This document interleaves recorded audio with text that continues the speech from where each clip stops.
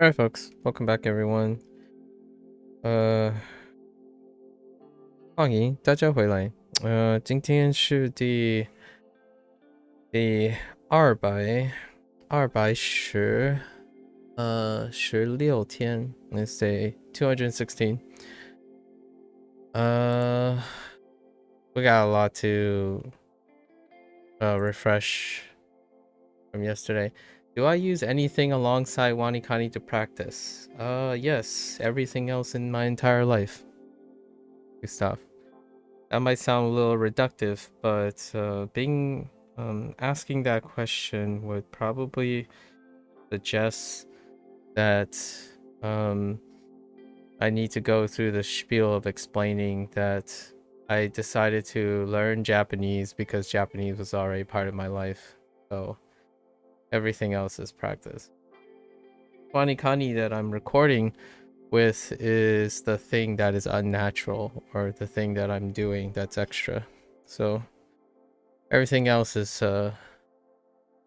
Wanikani is the introduction and exposure to vocabulary. The rest is to use. So pretty much everything else. You can make a laundry list of whatever you might think is relevant to Japanese language learning, and I probably do it on a regular basis. So cue the laundry list of like your trendy, well, what do we do? We're gonna throw in some trendy jargon here. I don't know, your immersions, your graded readers, your anime, your manga, your cultural exploration, multilingual vlogging and podcasting, reading news, reading the NHK news sites. That stuff is pretty regular practice. Wanikani is used to introduce vocabulary and more characters to be used into the regular cycle. In terms of like the complexity of grammar and stuff, that comes with time. When you think of like sentence structure and all that stuff, provided that you understand the gist of the things, I think the order and the way things are organized can be intuited over time. Occasionally, I would dabble in grammar related things, but you can typically understand most things through collecting enough characters, ascertaining, abstract, however you want to memorize and interpret it, and interact with your existing languages. So, reading, you get the gist of it, and over time, it becomes more refined. That's what we do. If you're curious what else I do, I play video games. Like a Dragon, the Like a Dragon series is what I do a lot of times whenever they're released. And soon enough, at the end of this year, we're probably going to do Persona games. Those are two that I have some of the longest legacies with. So those would be for practice. We're not going to bring up a dictionary or anything or reference material while we do those. So strictly for practice. Wanikani is strictly for learning. Makes sense. You just started Wanikani and was looking for supplemental resources. You've heard a lot about Kame-same, Wanikani Asoi that integrates with Wanikani. Yeah, and Boonpro. Boonpro also interacts with it. So if you're someone that is want to have a bit of grammar in your life, right? Grammar can provide some structure. Boonpro is also synced with Wanikani. So if you like the structure of Wanikani that you just started, and get a little dabble in grammar, obviously right now the trendy stuff is to not focus on grammar, but depending on how old you are and how experienced you are with other structured way of thinking, oftentimes having some foundational patterns to look for can really orient yourself to look for them. And then looking for them can help with listening for them. So sometimes you just need, that one requires that thing that kind of narrows in. Like at the beginning, there might be like, oh, this sounds like so much jumbling of sounds, but if you can expand your unit large enough to get chunks, that's where I do feel that at some point you can dispense with wanikani if you want and all the other things, and then you go into your I will just practice every day and then pick up a word here or two. Right now it's been a year and a half. Well, it's getting close to 2 years since I started with Japanese, and I actually started with Duolingo Japanese. But we're at the point where you go to the NHK site, right? And there's all these words, all these characters, but if I extract enough to understand what the point is of all the paragraphs, I'm good. So that's how I consume material now. I would consider myself roughly intermediate now. I think for me, what defines the difference between, like the beginning and intermediate is you get into the point where when you practice, this has become more of a lifestyle, like early lifestyle stuff. And for myself, I kind of there's a little bit of a cheating part for me. My lifestyle was already set, so there are things that I still have to develop if I wanted to, but it's not part of my routine, and that's to like talk to people and like talk to like Japanese people. That's not in my purview. I do not plan on doing this very often. The vast majority of people, based on my lifestyle, I can choose maybe to move to Japan or like do like a study work program or something for Japan, but that's not part of my goal. The goal is to talk to people who are interested in learning Japanese. So they are mostly people who are not Japanese, and a substantial number of them are multilingual people. And in order for me to engage with multilingual people, I need to be able to read, because this is like right now I'm reading your comments. That's the vast majority. And also be able to talk about language and language learning, not specifically focusing using the language. So this might be a different priority. It has been okay. I think lots of people would emphasize certain lifestyle things that I don't adhere to. So I want to be very clear about the disclaimer. My supplemental resources are mostly multilingual people. I do watch this really like 2 or 3 creators that what they do is they talk in English and Japanese back and forth, like deliberately back and forth. They talk English and Japanese. So, and I haven't found one that talks in Chinese and Japanese, largely because there are cultural and geopolitical reasons why it's not very common to find someone who on the internet, right, on this side of the internet, that would talk in Chinese and Japanese. But most of the stuff that I watch are bilingual people, at least minimally bilingual people. So I want to emphasize that it is the opposite, it is an alternative to the gold standard that people constantly push, and they still continue to push it very, very hard, which is to native content. Everything is native content.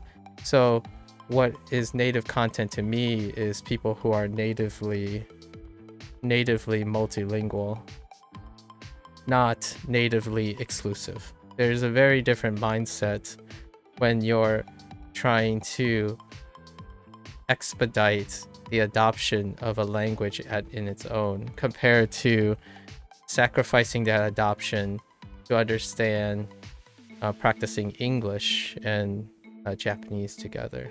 I think that's a little different. I think Bunpro, when it comes to all the names like you're looking for, like Kame Same, Bunpro and Satori Reader are two that would complement. So oftentimes, if someone is asking me, what else do I do alongside practice? There are at least four spheres that keeps. I'm not going to go through a very long digression about habit formation, but oftentimes, welcome, by the way, Gustav, to language learning. One of the language learning principles that I abide by that is very important to emphasize. I don't focus on the same things that other people may focus on. I feel there are four spheres in language learning that is required for consistent habit formation. Like, this is not prescriptional, it's more like start here kind of situation. And one is one may require some sort of graded reading. So that's the story angle. You get stories plus like stories and high context environments. And one of the services that are quite good right now for that is Satori Reader. So this is to switch it up. It's to add and build your inputs and outputs, because if you stick with one thing without going into too much detail, you can get bored and complacent.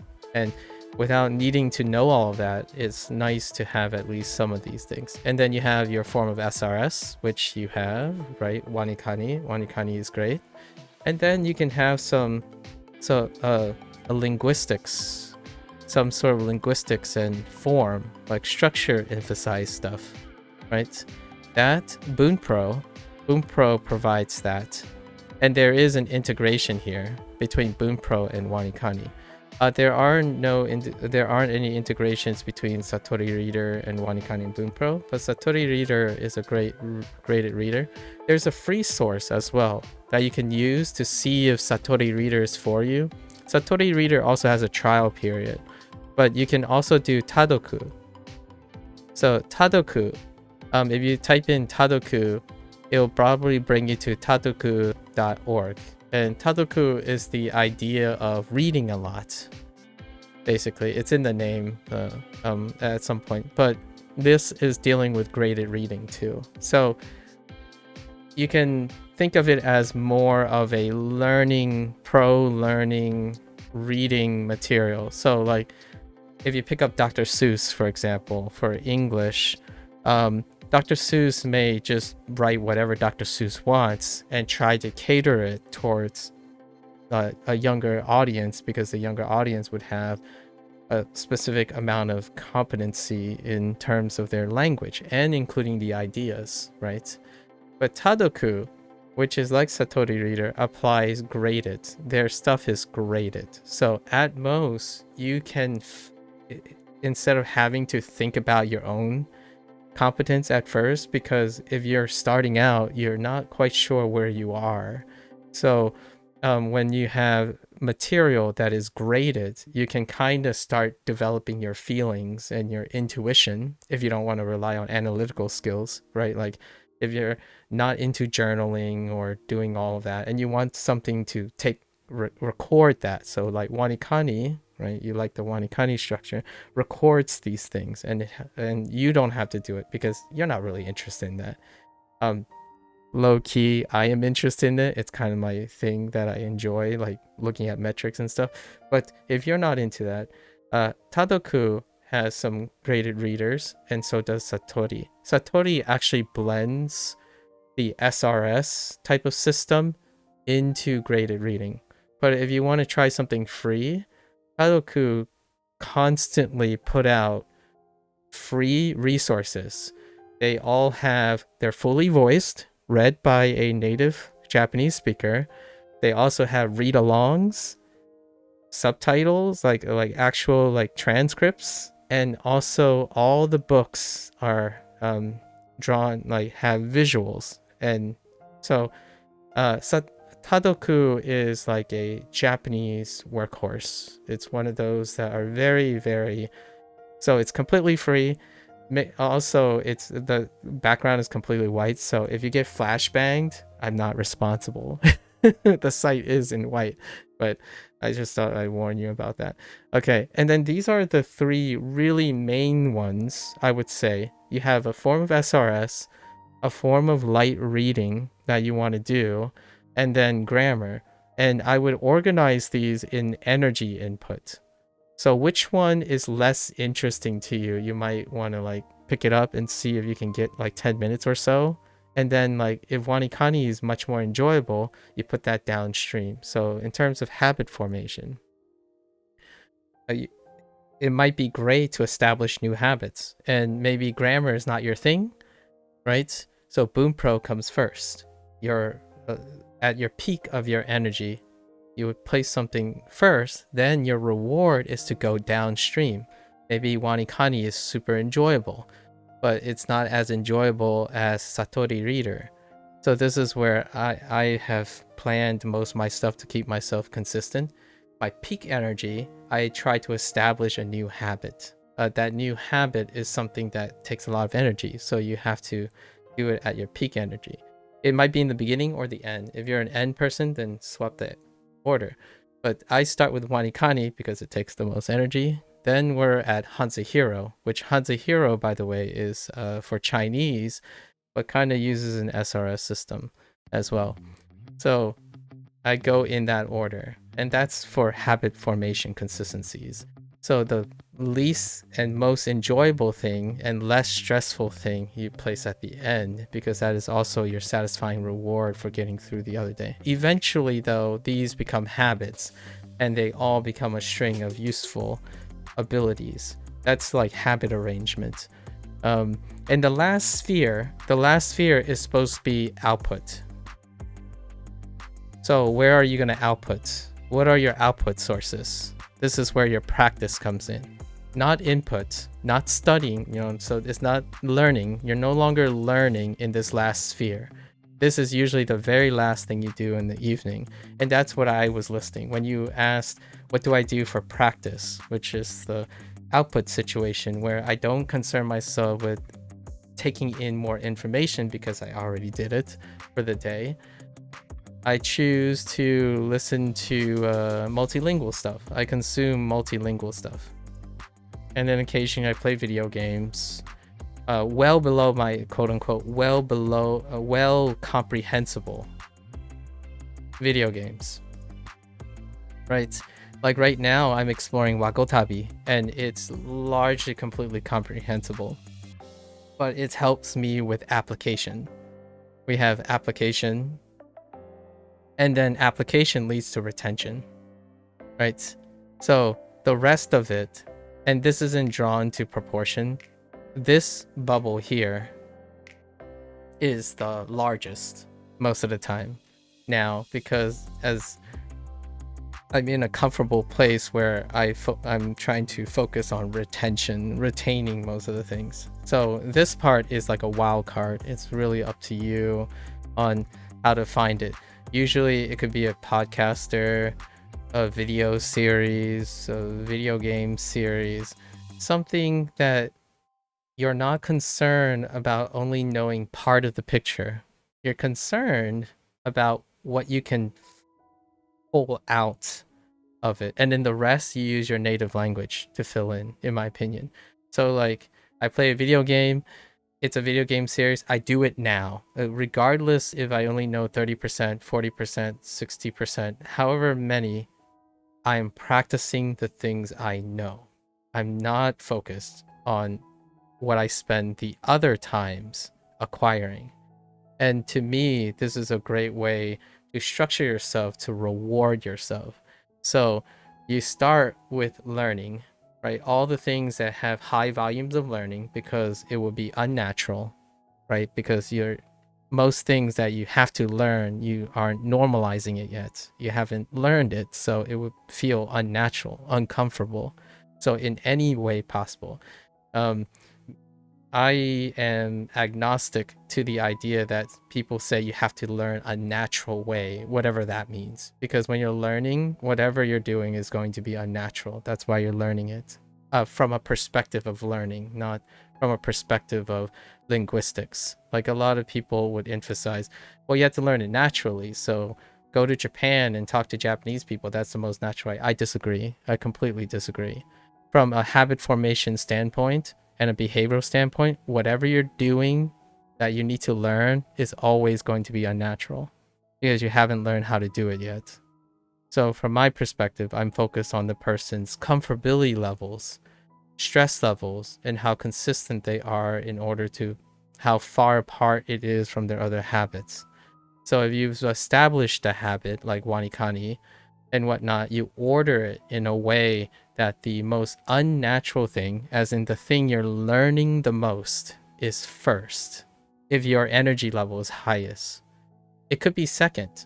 Sometimes people put a warm up, so a little lower energy, and then their peak is the second thing. But the reason why I'm focusing on this as well, when you're laying out with a lot of supplemental, so you have a lot of apps, lots of tools, ordering your tools and your apps in a manner that promotes high learning when you're high energy, wherever it is in the day, and then using the lower energy stuff for enjoyment, like your other enjoyment process, that allows you to structure a way that as you go on for 200 days, 300 days, several years, it would become like you're constantly doing something different in an appropriate manner in which it doesn't drain you over time.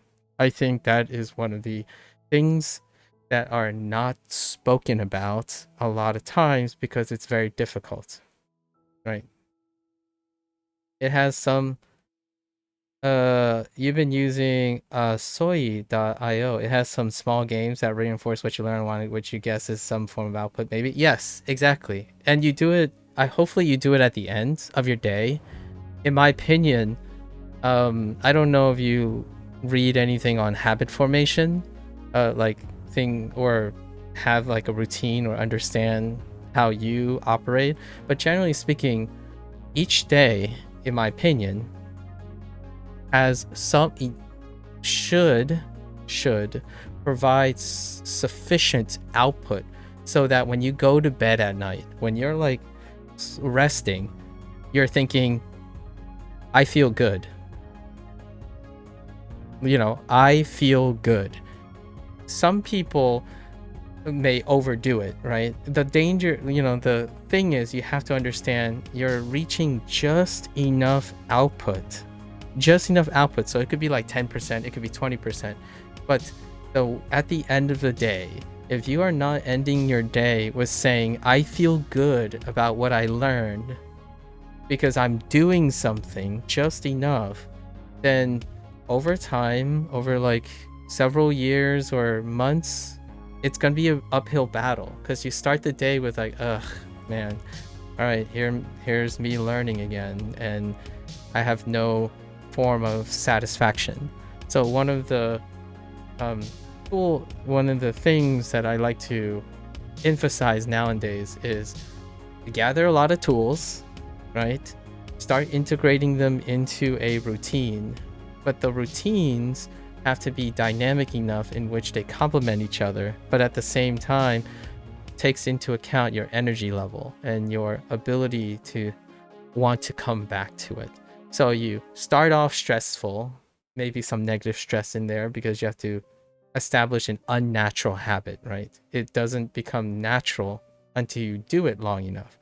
Even unnatural things, non-native things, become natural things when you practice.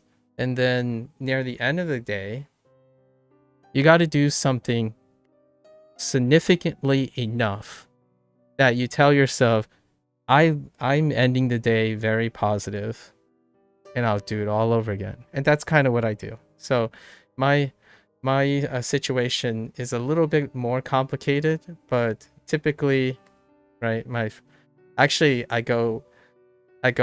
wake up, right? Wake up, I actually go for a run. Then I wash up, and then I hit Wanikani, then I hit HanziHero, and then I hit my flex spot. So it would be an application I'm doing for streaming. So right now we're doing Wagotabi. But in this spot was supposed to be Spanish. So I still have to think about Spanish. And then Brie is here, right? Brie is here. And French. We gotta think about how to squeeze in Spanish and French. And then stream ends. Stream ends, once off stream,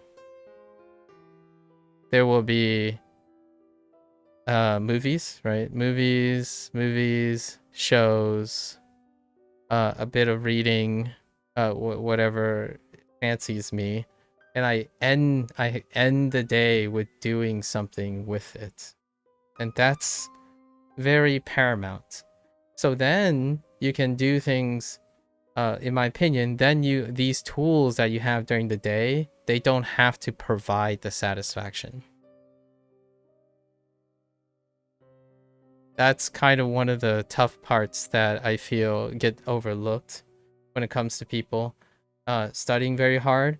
They're constantly studying very hard, but the tools that they have, the serious tools, the serious Japanese language learning tools, they don't prioritize satisfaction or reward to get the people back. So that's why, in my opinion, there's a kind of a bias towards tools that give you satisfaction as well. But you can tackle harder and more structured and rigorous things, provided that you also provide a source of application and output at the end. And it is those outputs and satisfaction and stuff at the end that will represent the lifestyle fixation. Basically, it will become second nature, right? It will remind you that why are you studying so hard on Bunpro and Wanikani and, on Satori Reader? Because you get to the end of the day and you can do that stuff. And that provides immediate goal satisfaction. That is different from saying, I look over there, I want to be fluent in Japanese one day. That's not going to provide satisfaction yet. This is applying a bunch of habit formation stuff. Like, you can commit. They're social contracts, committal social contracts that make people unmovable. Unstoppable. If you are that type of people, sure, you don't need to do any of this, right? If you say, I'm going to be fluent in Japanese and nothing's going to stop you, that's great. Know that satisfaction will only come when that commitment to that contract, that social contract with yourself, will be then. Be it 4 years, 5 years, 10 years, the rest of your life, it may never come, right? Or it will come right away. Alternatively, while you get there, in order to fix a routine and a habit, satisfaction must be sufficient day to day. So find something you're working towards. Have a project. Like, if your goal is to read 10 pages of a manga, for example, and then you visit that manga once a day in the end and see if you can see if one of the words pop up. You read it again, it's like, oh, okay, it's the same 20 words that I know. Fine. It only takes like 5 minutes. And then one day it's going to be 21 words of that manga. 30 words. Having a project at the end in which you can output enough to reward you, like playing video games, even playing really, really novice games, or this is where I'm in Wagotabi, I'm having like a tough time with someone who may not think of learning, they think more of linguistics. I was making a comment about this yesterday.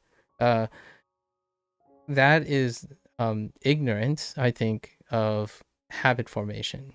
Something that I feel, if you have that type of structure and ability to do that, it doesn't matter how long it takes.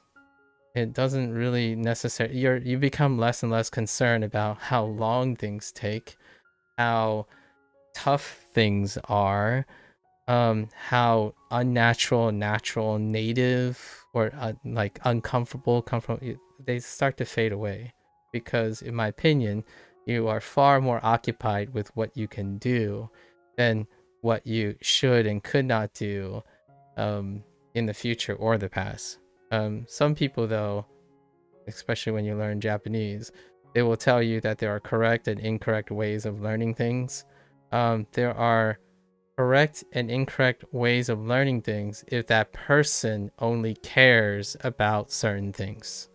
So for myself, I don't, we just met Gustav and we have no idea what each other want, but there are certain fundamentals about habit formation that requires not the necessity of context. So without understanding what your goals are, without understanding what your feelings are about native and non-native content in multilingual, one thing is for sure.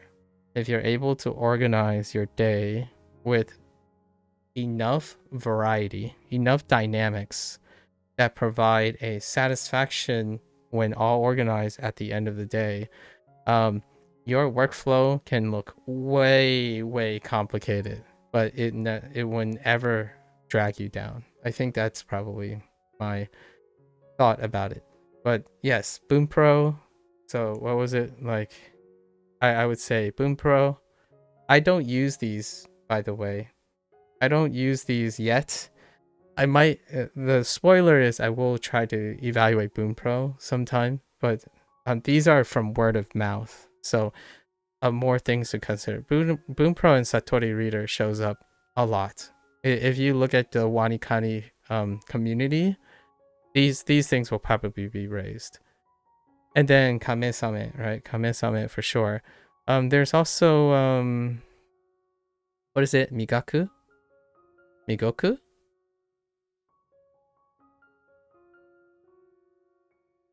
Migaku. There's Migaku, but that Migaku is more, in my opinion, trying to blend all these things. But Migaku may be a way to inspire yourself of what you do for your output. So Migaku uses immersion and then try to extract things from your immersion. So like YouTube videos and whatnot. So this is in that fourth sphere, right? So it might not work for everyone. I will plug what I'm doing now. Wagotabi is an interesting game, right? I also played Shashingo before.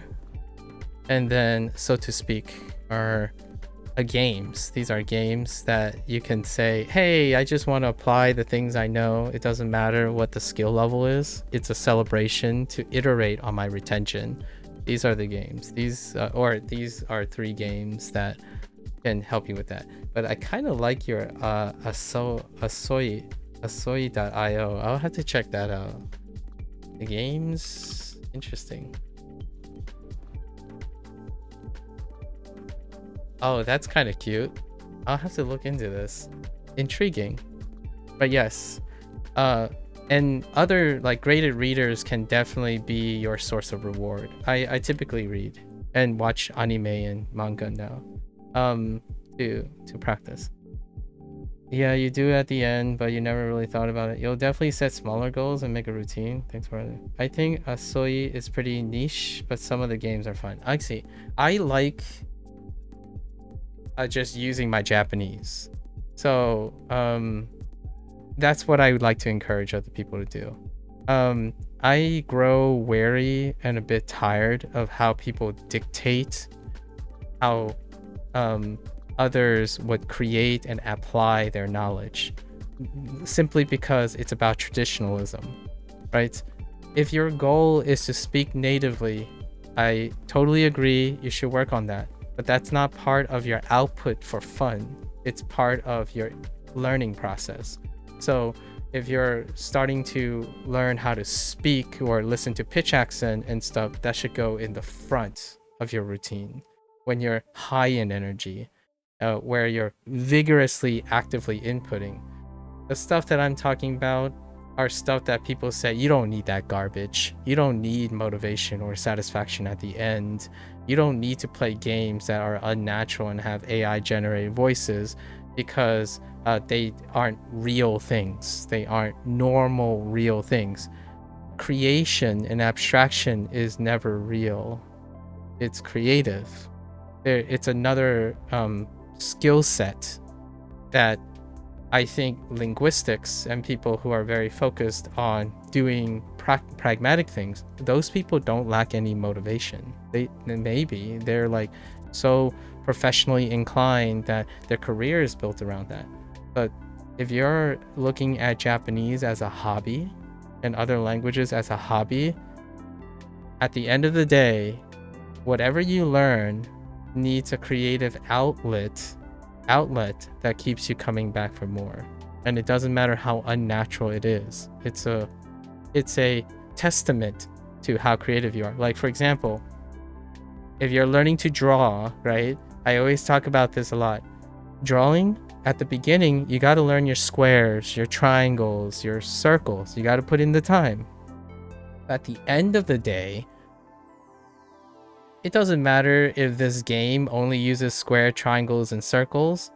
When you engage in that, you're engaging in a process of being creative or using the things.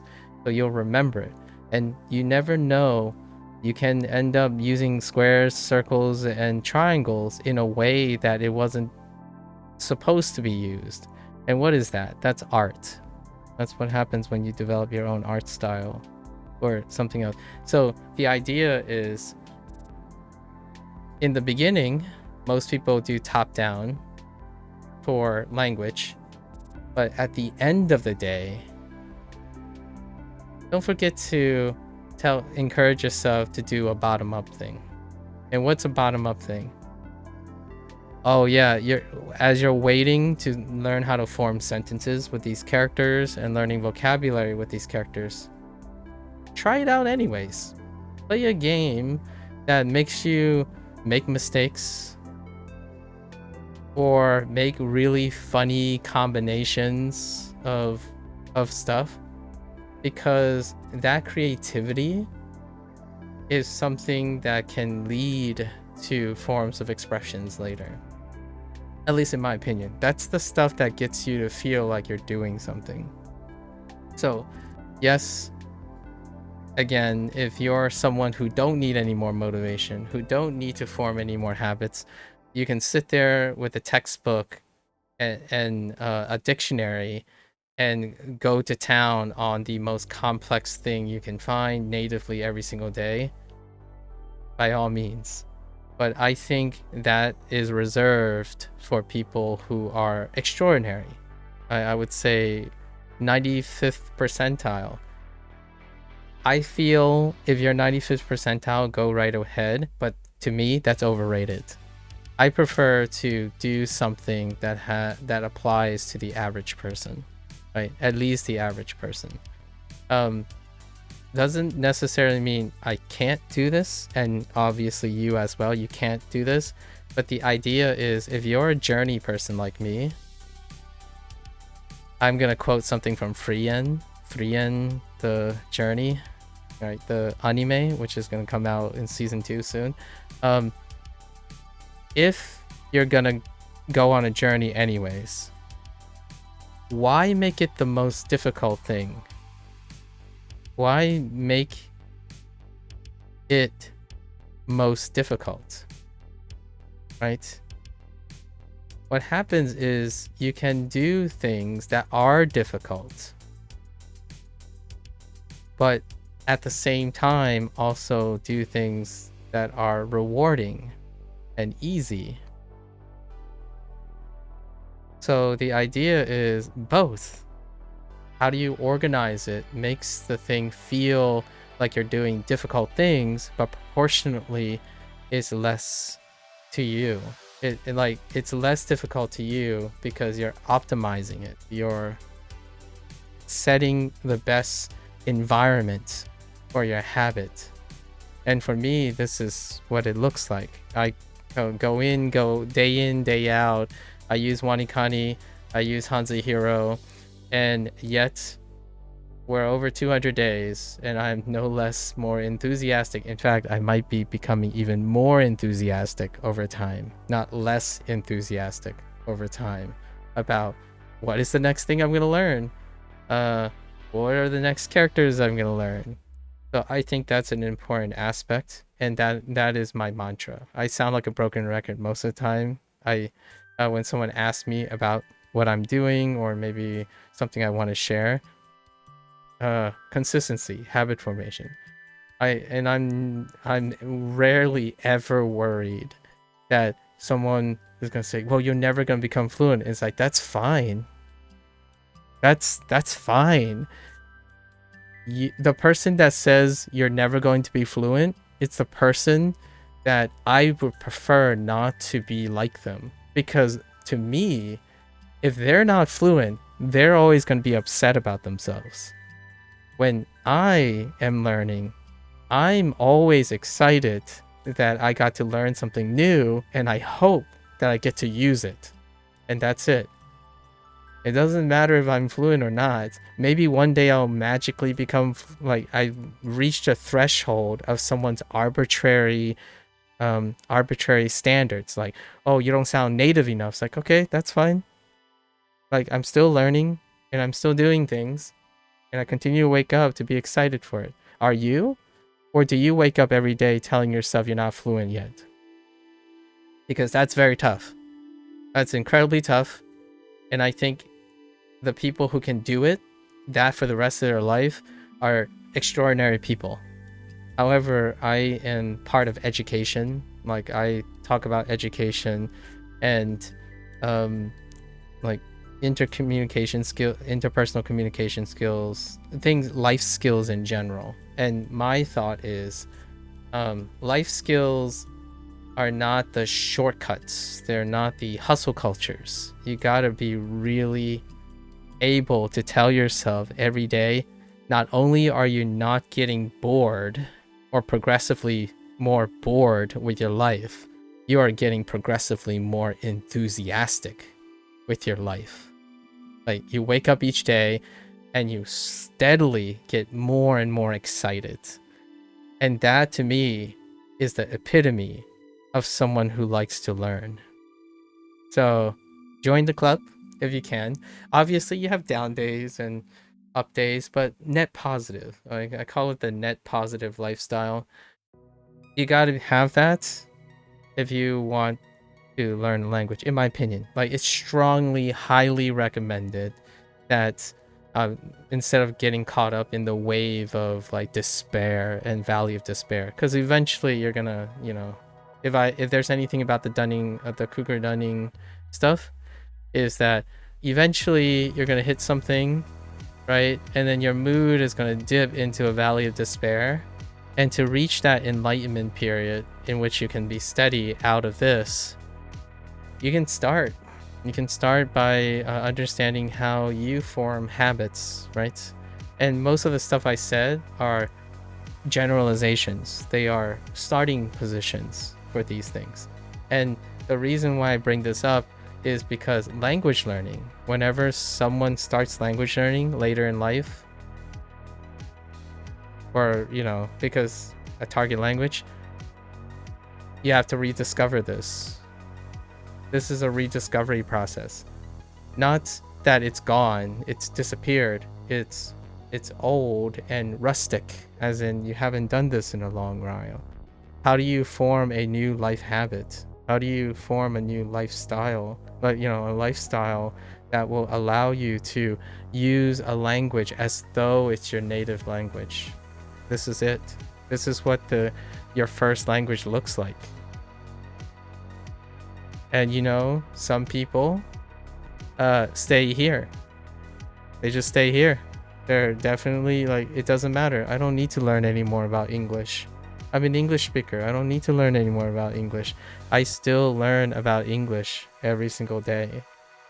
And now learning a new language, Japanese and Chinese and Spanish, because Spanish was actually my first learned language, these ones make me even more enthusiastic about English. So, um, things should, in my opinion, one should strive to live life when they are a learner. If you want to be an intellectual learner, it should not be stressful, scary, anxious. People feel these, of course, and I do too. But overall, when you do it, you're like, eh, you know, someone comes up to you, is like, oh man, Japanese is the hardest language to learn for English speaker. Like, oh, that sounds like fun. Let's go and try and do it. That was a year and a half ago, right? And then, someone says like, well, I heard Chinese is harder than Japanese. All right, 6 months ago, I started Chinese. That's how that works. Oh, and also some disclaimers. My parents are Chinese. However, that also makes me terrible at Mandarin as well, because we don't speak Mandarin in the household. We actually speak Fujianese. 这是中文 but 我外公福话 got right? So you can kind of see the intonation difference between the two immediately. But and then Spanish is because I grew up in the United States and I'm in a place where Spanish speaking is concentrated, actually. So I do already have lifestyle choices or lifestyle exposure around these things. I don't speak to people who speak Spanish on a regular basis. And I don't speak Mandarin to my parents on a regular basis, nor do I also speak Japanese to anyone on a normal basis. But I'm not concerned about that type of thing in that type of way. I'm concerned about whether I am happy, consistent at the end of the day. I go to bed and you have that little fun stereotype where do you go to bed thinking in a different language? I go to bed thinking in 4 different languages. Like not all at once, but sometimes I wake up and I picture my graduate mentor in my mind. Somehow she just started randomly speaking Japanese as opposed to English, because that's just what I'm thinking about each day. You want to be thinking about the things you're learning and practicing, or you're learning in order to look forward to practicing with them. So if you're not doing that, in my opinion, I would say a bit of a crash course on habit formation might be okay. And I've been pushing this for a little bit now. I really like the way James Clear, like I don't read a lot of the same stuff all the time. So this is just by happenstance, this was the most trendy thing at the time.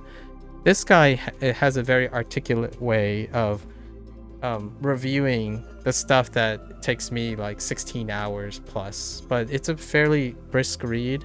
So anything dealing with habit formation is a great crash course to have for a quality of life relationship with life skills.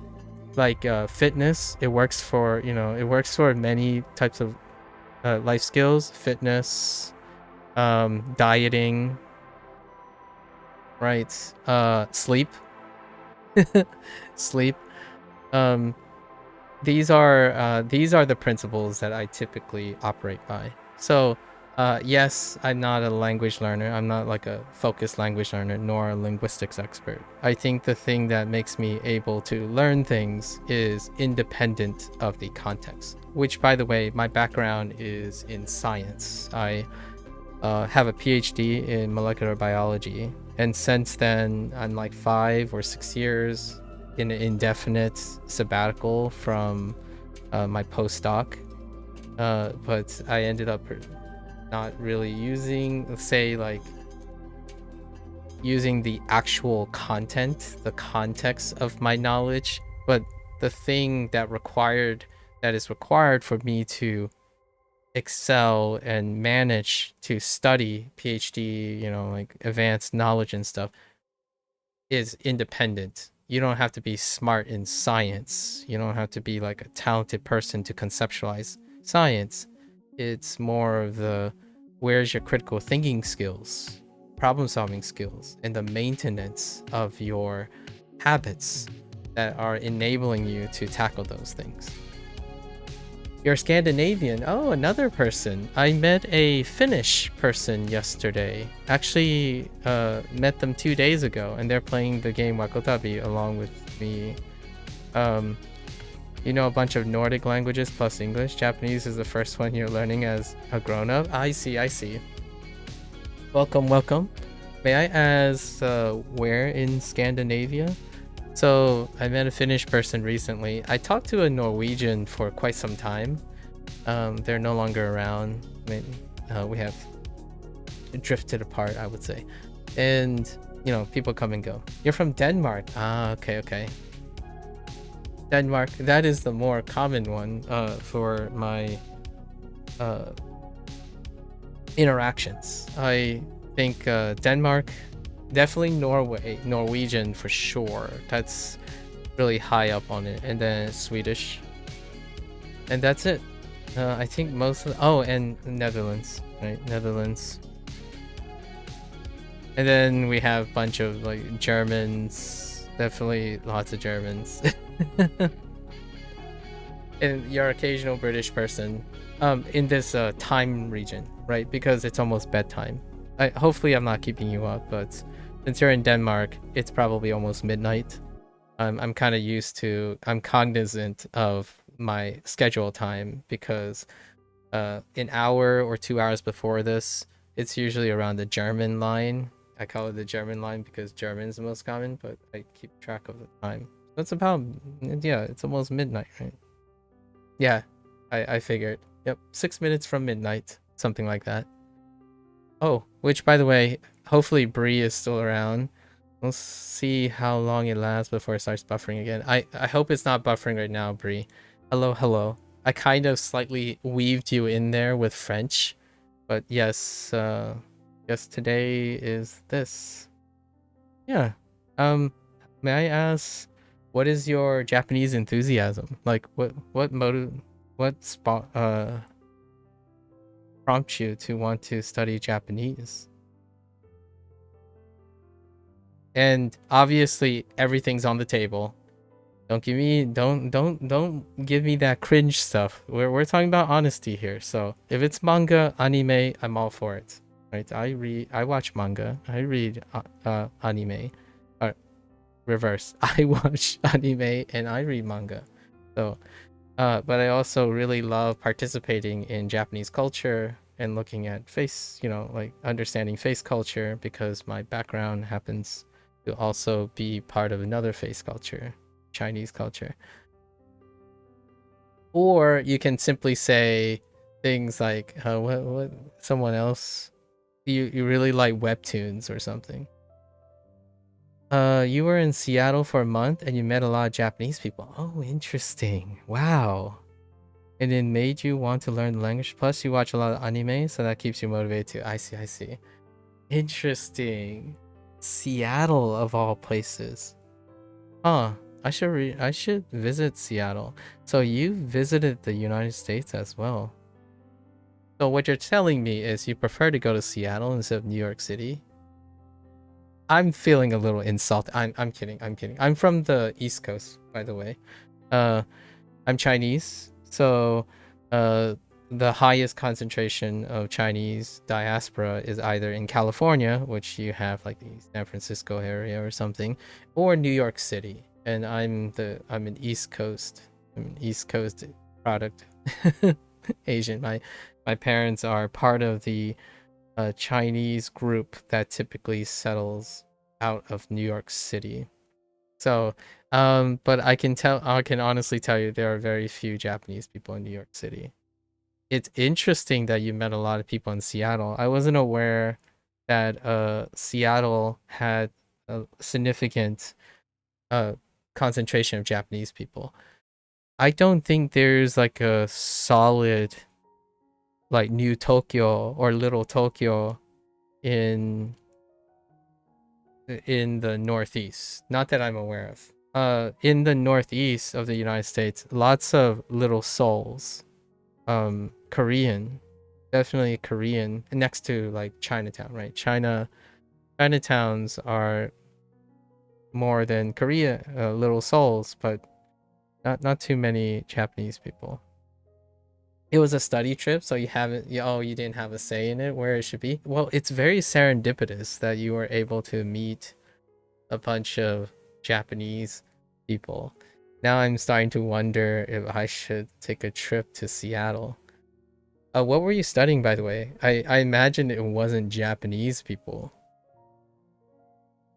You were told a lot of people from Japan traveled to Seattle since it's pretty close.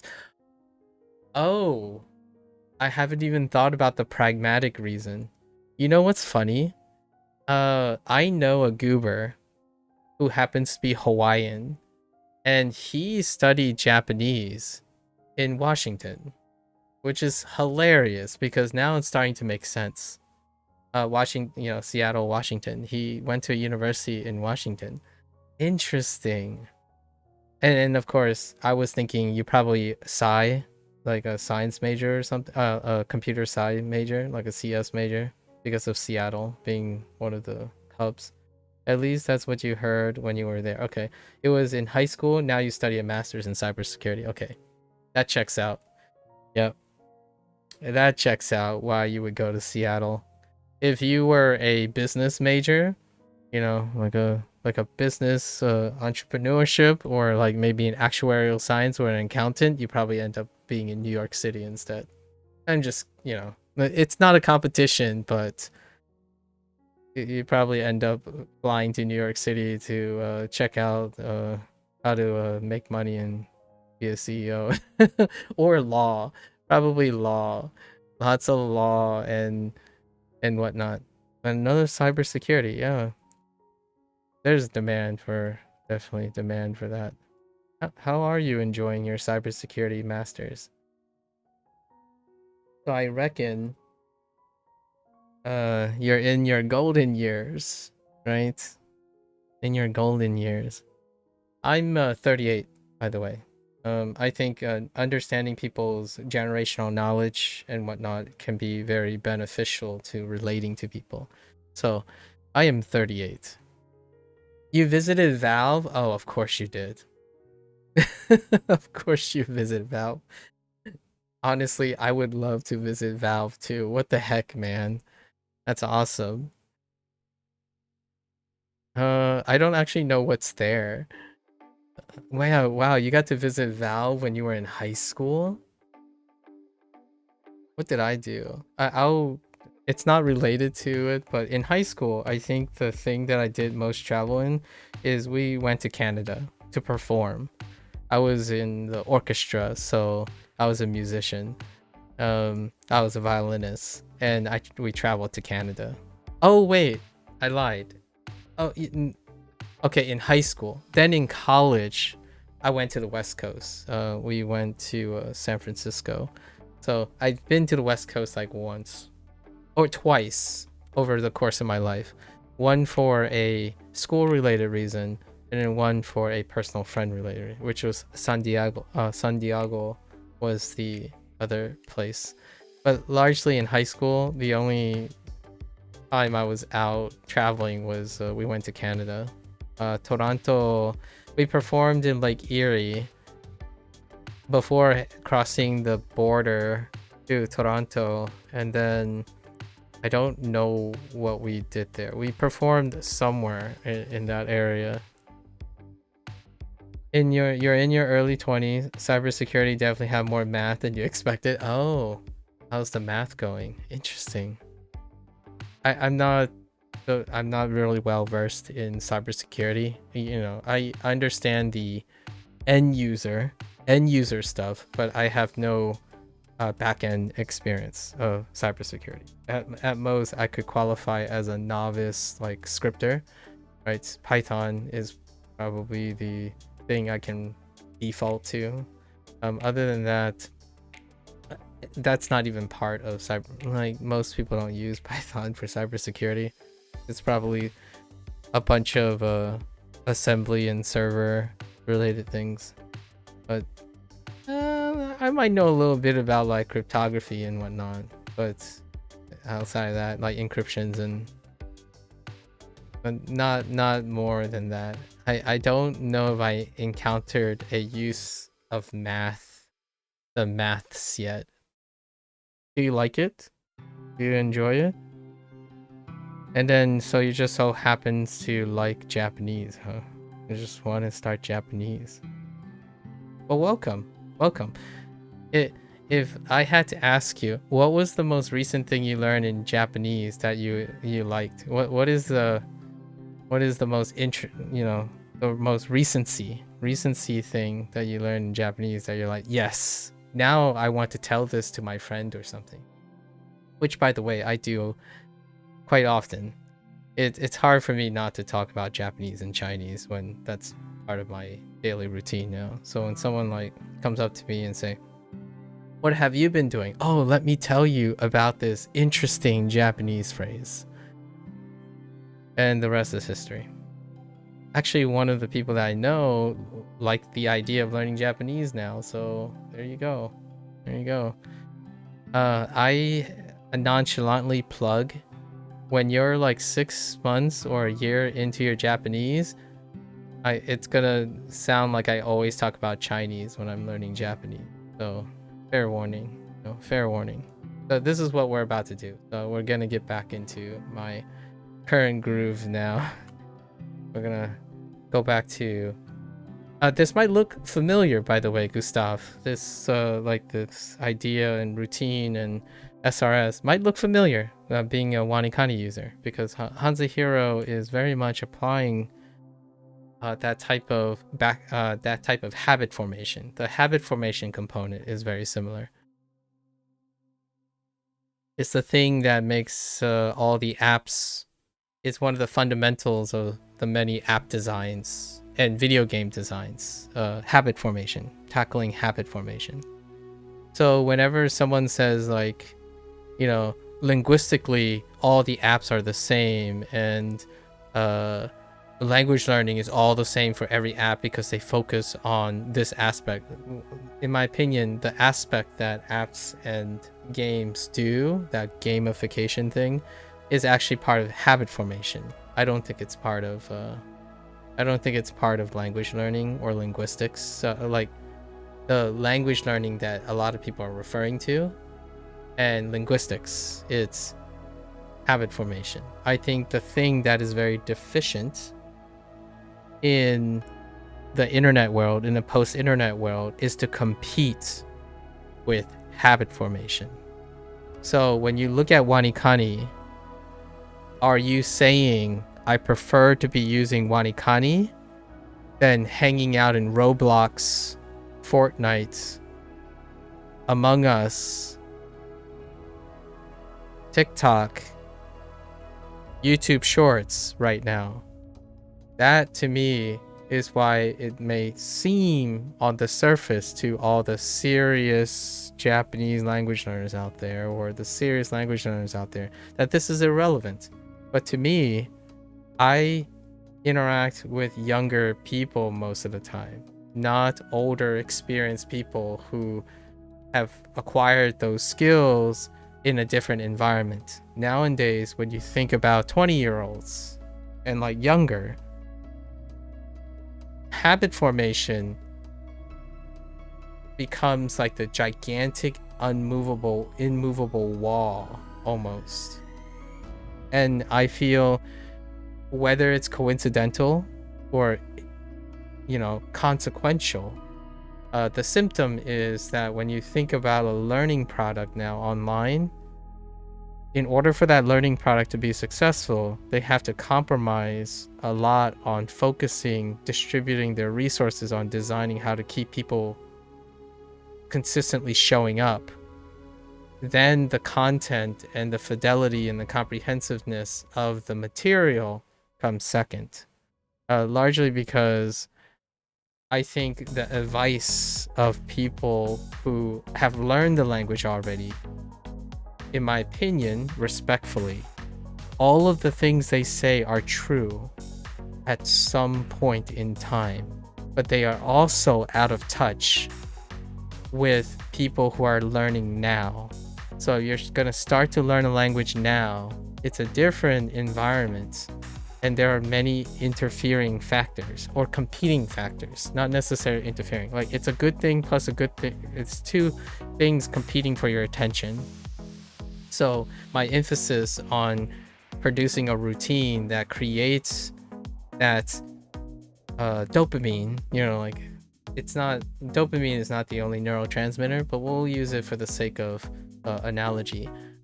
The idea is you end your day on a dopamine spike, and all your inputs have to be active because then they may produce satisfying outputs.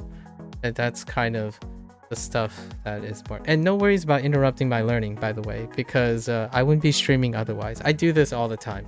The stuff that I'm saying now, I probably said hundreds of times, if not thousands of times at this point over the last 7 years.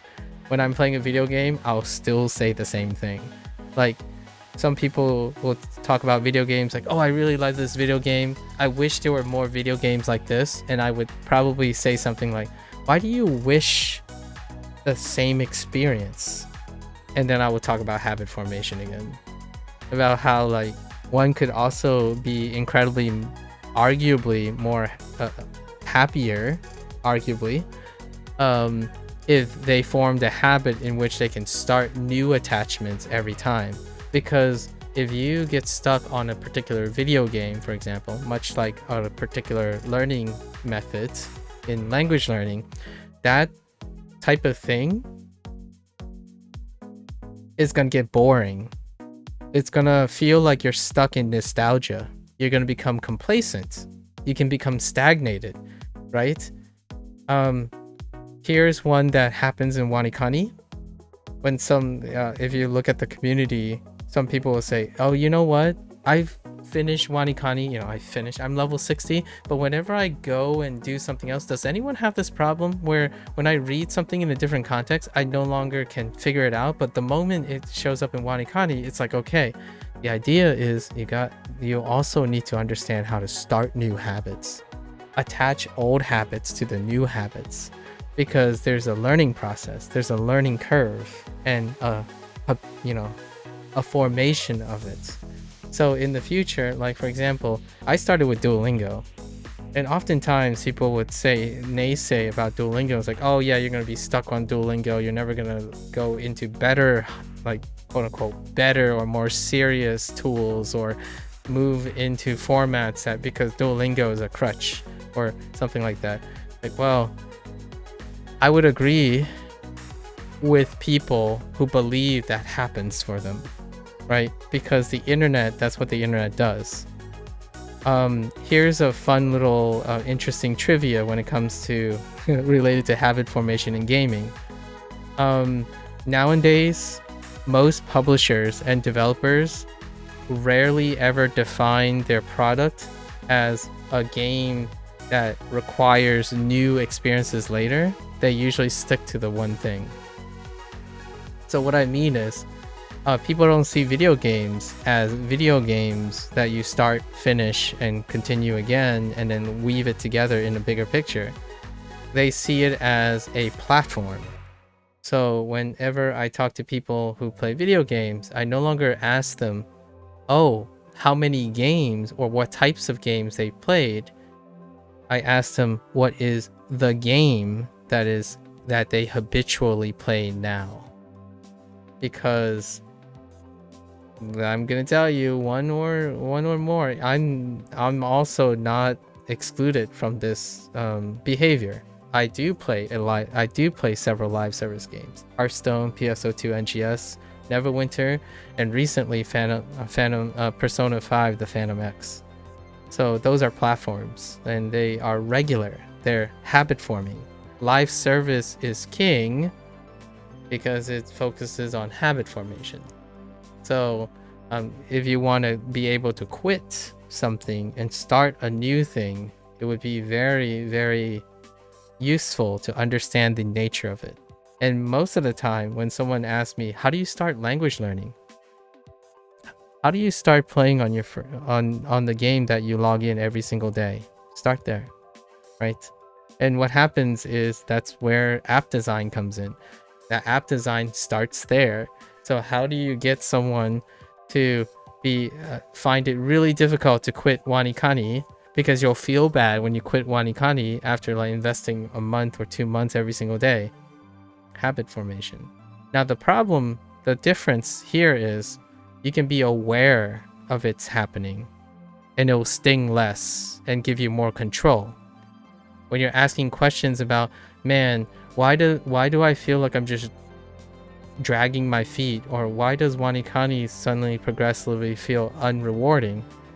That's more of someone who doesn't perhaps am aware of what happens when you form a habit and then that habit becomes stagnant, as in it no longer has like the 10% innovation, 10% rediscovery or discovery process. When you have a habit, have other habits with it so that they can produce more discovery process, sufficient discovery process to keep it from becoming mundane. I think language learning right now is a race against time, or against the self. So most people bounce from tool to tool, hoping that the tool stays engaging and interesting enough to get them where they need to be in their Japanese competence, and then quit, right? And then the rest is history. That's how others go about it. For myself, I quit and start whenever I want. That's wholesale. Like right now, if someone's like, oh yeah, I have an opportunity for you, we have a product that integrates all this stuff, would you be interested? I'm like, yeah, sure, let's make time for it. And then where I stop here, all of that's coming with me. Like, I will find a creative way to take all the things I've learned from Wanikani or HanziHero, and I'm just gonna apply it to that thing. And that, to me, is something that I do not agree with many other people. When they say, oh, well, HanziHero teaches this way, it's never going to be useful in natural language or natural language formation. You're never going to use this stuff. It's just training wheels. Like, I'll show you what you can do with training wheels. And that's kind of how I go about things, right? I don't like if you're always asking yourself, am I wasting my time? Right? I'm sure somewhere along someone's life, I'm 38 again. It's been a very long time. I don't like wasting my time. But wasting your time is up here. The feeling and negativity about wasting your time is how you can't carry your memories with you, right? Once something doesn't require memorizing or retaining, it's literally a waste of time because you no longer have value in them. So for myself, yes, learning, I completed the Duolingo Chinese course. So we did Duolingo Japanese. I recorded all of these things. So there's like 300 plus videos. So we started Duolingo Japanese. Then we staggered with Duolingo Chinese. Duolingo Chinese was shorter than Duolingo Japanese. All of that ended up being brought into HanziHero. So some of the Duolingoisms of Chinese is deliberately brought into HanziHero against the consternation of a lot of people. Lots of other people, and I concede, sure, it's true. They say like, if you learn with a tool and the tool gives you like weird ways to teach you things, and then you retain that, it creates a bad habit that's undesirable for something else. And my first thought is, then so be it. Like for myself, I will find a creative way to warp whatever I did to adjust to the new thing. So however unnatural or uncreative or unorthodox it is, it will lead to integrating the same thing. Like in October this month, I typically do a drawing challenge called Inktober. I would draw something for every day of the month. And yes, where drawing Japanese Chinese things and finding weird ways to illustrate my experience with Duolingo and my experience with HanziHero. The next tool I use will also constantly refer to my legacy of Duolingo Chinese, HanziHero. I try to retain as many things as I can and overlay them, and associate them as much as I can. Because honestly, I don't live a life trying to regret or think that the things that I've chosen to do is a waste of time. It also goes with the whole habit formation thing. Yeah. And I think life, when you're learning a language, if you find a creative way to do it, I don't think someone telling you it's unnatural should stop you from doing it. I mean, you can still learn the natural thing, obviously, right? Eventually, we'll get to the native stuff. Eventually. If I don't ever get to the native stuff, I sure as heck could say something about the Japanese language in my own words. Right? I can continue to use English with Japanese. It's perfectly fine with me. And that's how you become very, very happy and enthusiastic each day. Yes, it always ends going back to habit formation and language. You actually have no idea how to answer that. Oh yeah, that's not really that many interesting facts right now. I see. You usually just say fun stuff. I see from Paulo, from Tokyo, and other videos to your friends. Oh, okay. Huh. What are you watching right now? You said you watch anime, right? What are you watching right now? 动画. 动画 is anime in Chinese. If you're ever... Oh, if I'm not strong arming you, no peer pressure, but 动画. Oh, actually 动画. I'll write it with romance characters. Pinyin, so 动画. This is move, and this is picture, right? And ani, right? Ani, animation, right? Anime, right? Is 动画the same as... Oh no, anime is an adoption, so it's a loan word. So we have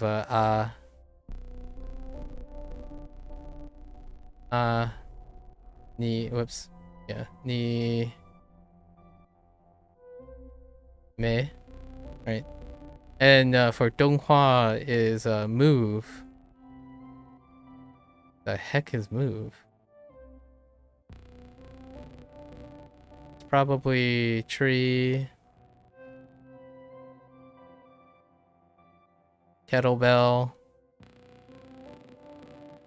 and hua. Hua is probably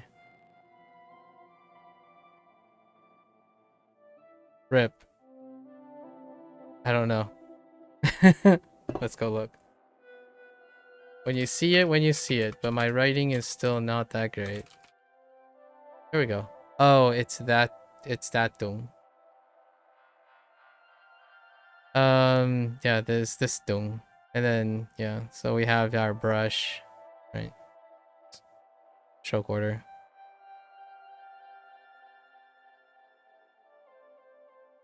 Right? And then, dung. So, dung is move, still, in Japanese. This is also still dealing with drawing. Well, both of these, if you saw this, like, using your Japanese, you would also know it's an anime, probably. You mostly watch mainstream stuff like Kaiju number 8. Awesome. Dun dun dun. Dr. Stone. Ooh, Dr. Stone is not that mainstream. So, he's setting me up here. And you just finished Sunny Boy. Interesting. I catch up with mainstream stuff to stay cultured. So, what did I watch recently? I can tell you what I watch. It's usually, I publicly share on my Discord what I've been watching. Although I didn't separate it between live action stuff. So, let's just scroll up here. What was the last anime that I watched? Oh, I watched all of Boku no Hero. up to the final season. The final season is being aired soon, so mainstream stuff. So I was catching up on what the kiddos are watching. So Boku no Hero is one, Hiro. And then I watched all of One Piece from episode 0, from episode 1, all of One Piece to episode 1120 this year. Sakamoto Day. Sakamoto Days is a Netflix produced one, so I'm looking at these one shots now. So Sakamoto Days was very comfy. That's mainstream. And then you watch Dandadan. So Dandadan was followed up by Sakamoto Day on Netflix. Solo Leveling. Caught up with Solo Leveling as well for mainstream stuff. This year, well, all of One Piece's arc, like up to 1122. So it's like wherever the arc ended, next to like that episode 1100 something. You're on episode 20 or something. It is a wonderful way to practice your Japanese. Like, the stuff they say repeats so much when you get into the groove of it, of course. When you get into the groove of it. The movie Look Back. Look Back was a fantastic movie. Look Back. It was from the Chainsaw Man guy. And I watched... Is there anything else? Not that much actually. Oh, I watched a I watched a donghua. Mo Dai Zao. I think Mo Dai Zao, or no, Mo Dai Zhu Shi, which is what is it called in English? Something like diabolic, like scripture of diabolicism or something. Because I was learning Chinese too, so this is in quote unquote anime. This is donghua. Watch that. You know what would you know what is an interesting one? Have you watched Apothecary's Diary? I think that's kind of mainstream. Still somewhat niche, but it's one of those few niche but also mainstream things. Apothecary's Diary. And the reason why this comes up all the time is it's Chinese influenced. But it is an anime. So it uses the trappings of more of a foreigner's perspective, but it has that. I don't know if you've ever seen. You're still watching the second season, right? Oh, okay. Yeah, Apothecary's Diary. I talked about this at Otakon. I was recently at Otakon. Not sure if it has. No, it hasn't yet. It hasn't. There's another season incoming, but at least I think. Oh, sorry, that's a spoiler. It hasn't ended yet. I know that's not much of a spoiler, but it hasn't ended yet. So there's more to come if you're enjoying the show, right? Apothecary's Diary. The thing that I joke about a lot of times is there's a stereotype in Chinese families, in especially diaspora. You often, like, people may ask, like, what do my parents watch for entertainment? They watch Apothecary's Diary. And the reason why I can say that now is because back in the day, most of the shows that they watch are live action. They're live action drama. So whenever, you've probably seen more the Korean drama stereotype, the K-drama, like, oh, the melodrama, and the people love K-drama, right? But when it comes to C-drama, or like Kanto, maybe like Kanto / Mando things, it's like Apothecary's Diary. So nowadays, the reason why I talk about Chinese a lot of times, I'm like, have you seen Apothecary's Diary? Because that is, and then Kingdom is the other one. Yes. Yep. Kingdom is the other one. I haven't started yet though. I haven't started watching Kingdom yet, but Kingdom's on the list. There's also Clickers. Clickers or something. I still haven't finished that. I watched like 1 or 2 episodes so far. This one is I would say it's an anime. No, it's a donghua. I'm gonna say it's a donghua. Right. This is about people, photographers, who have the special ability to go back in time. Go back in time. Hang on. No, it's like click, blink, click. No, hold up. I forgot what the name. Click, blink, or something. Sorry, it's not that. Or hang on. I don't remember the English name. It's difficult for me to remember English names now. Oh, no. Okay. Link click. Sorry. Link click is the name. Yeah. Yeah. Link click. That's the one. Photography, they can go back in time, understand someone through their photographs. This one is a Chinese. So I've been watching some donghua for Chinese stuff. Kingdom is also in Chinese. There's one more Chinese thing. King's Avatar that I watched way back. King's Avatar with someone else. This one was during the time that SAO was a thing and whatnot. So this is about esports. It was okay. And then I watched like an episode of the live action of this show, King's Avatar. I think that's the reason why I brought up King's Avatar is I think this was the turning point for donghua. This was one of the breakout hits that made donghua a household name. So like to compete, right? Competing with anime, right? King's Avatar, right here. It was basically like a like a more reality grounded version of SAO. Yeah, there was a lot of hype. And right now, what is the King's Avatar? King's Avatar of manhwa, right? Of manhwa, which is Korean. I don't know if that's how you spell it, but manhwa, it's solo leveling. I think this is the turning point as well, which also is SAO. Which is still SAO, so mainstream. Oh, this is the trifecta, right? Korean, Chinese, and Japanese. They all one of the biggest Western pushes. One of the biggest Western pushes is things like this: King's Avatar, solo leveling, SAO.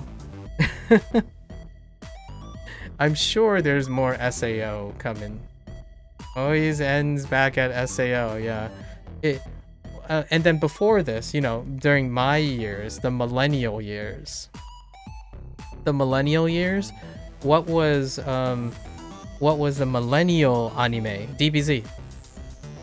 No contest. DBZ. Right? Dragon Ball. If you're not a Gen Z, then this is your millennial example. For Western audience, from foreigner perspective, like foreigner perspective. And you're wondering how far back does it go for China? Journey to the West. Journey to the West is when you get back even further. And what is Journey to the West like? Lord of the Rings.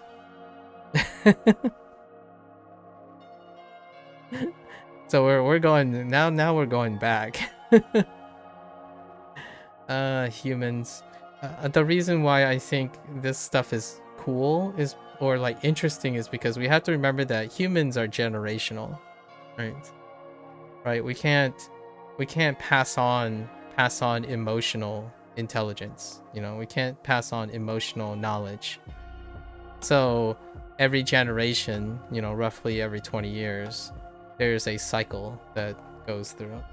This season, a lot of people like Lord of the Mystery, which is Chinese. You're really hang on, let me see. Lord of Mysteries.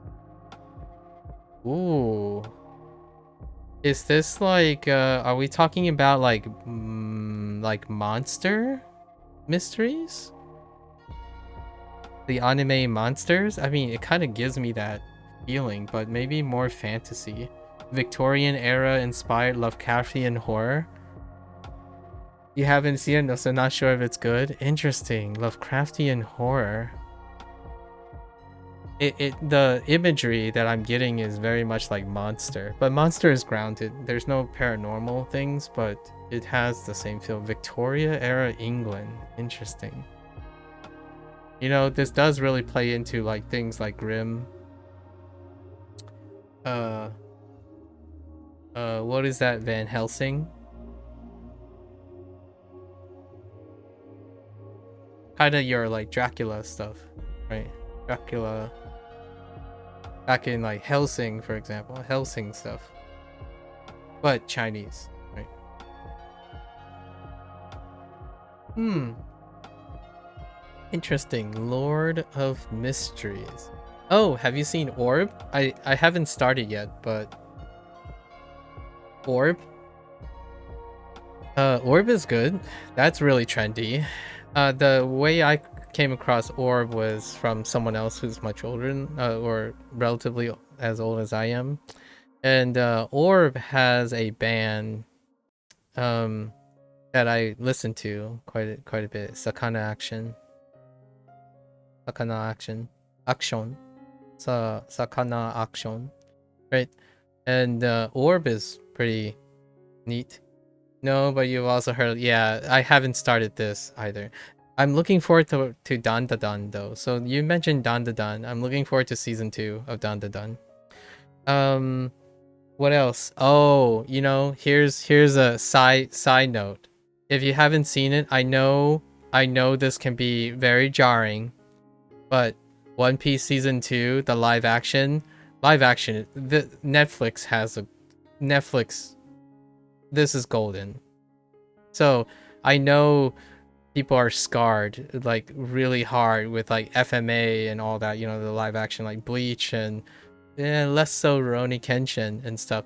But the One Piece show, and I only seen One Piece after watching the One Piece show, but this this is really good, and it's coming back for season 2 in the beginning of 2026. I actually watched a promo of this, is why I'm bringing it up. But the actors, there's a lot of nuances in live action that is difficult to convey in animation, and then, you know, vice versa. But if you're ever interested in something that's mainstream in many different ways, like this is incredibly mainstream.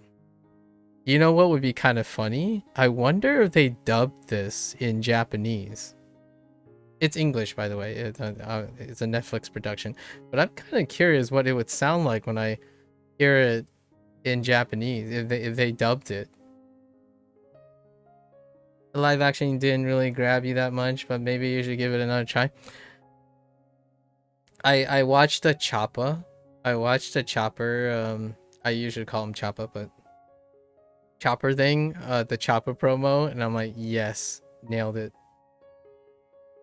I don't know how often you watch live action, but unrelated to anime, I could make it related to anime. There's a show called Severance, and if I had to make it link to anime, I would say Ghost in the Shell.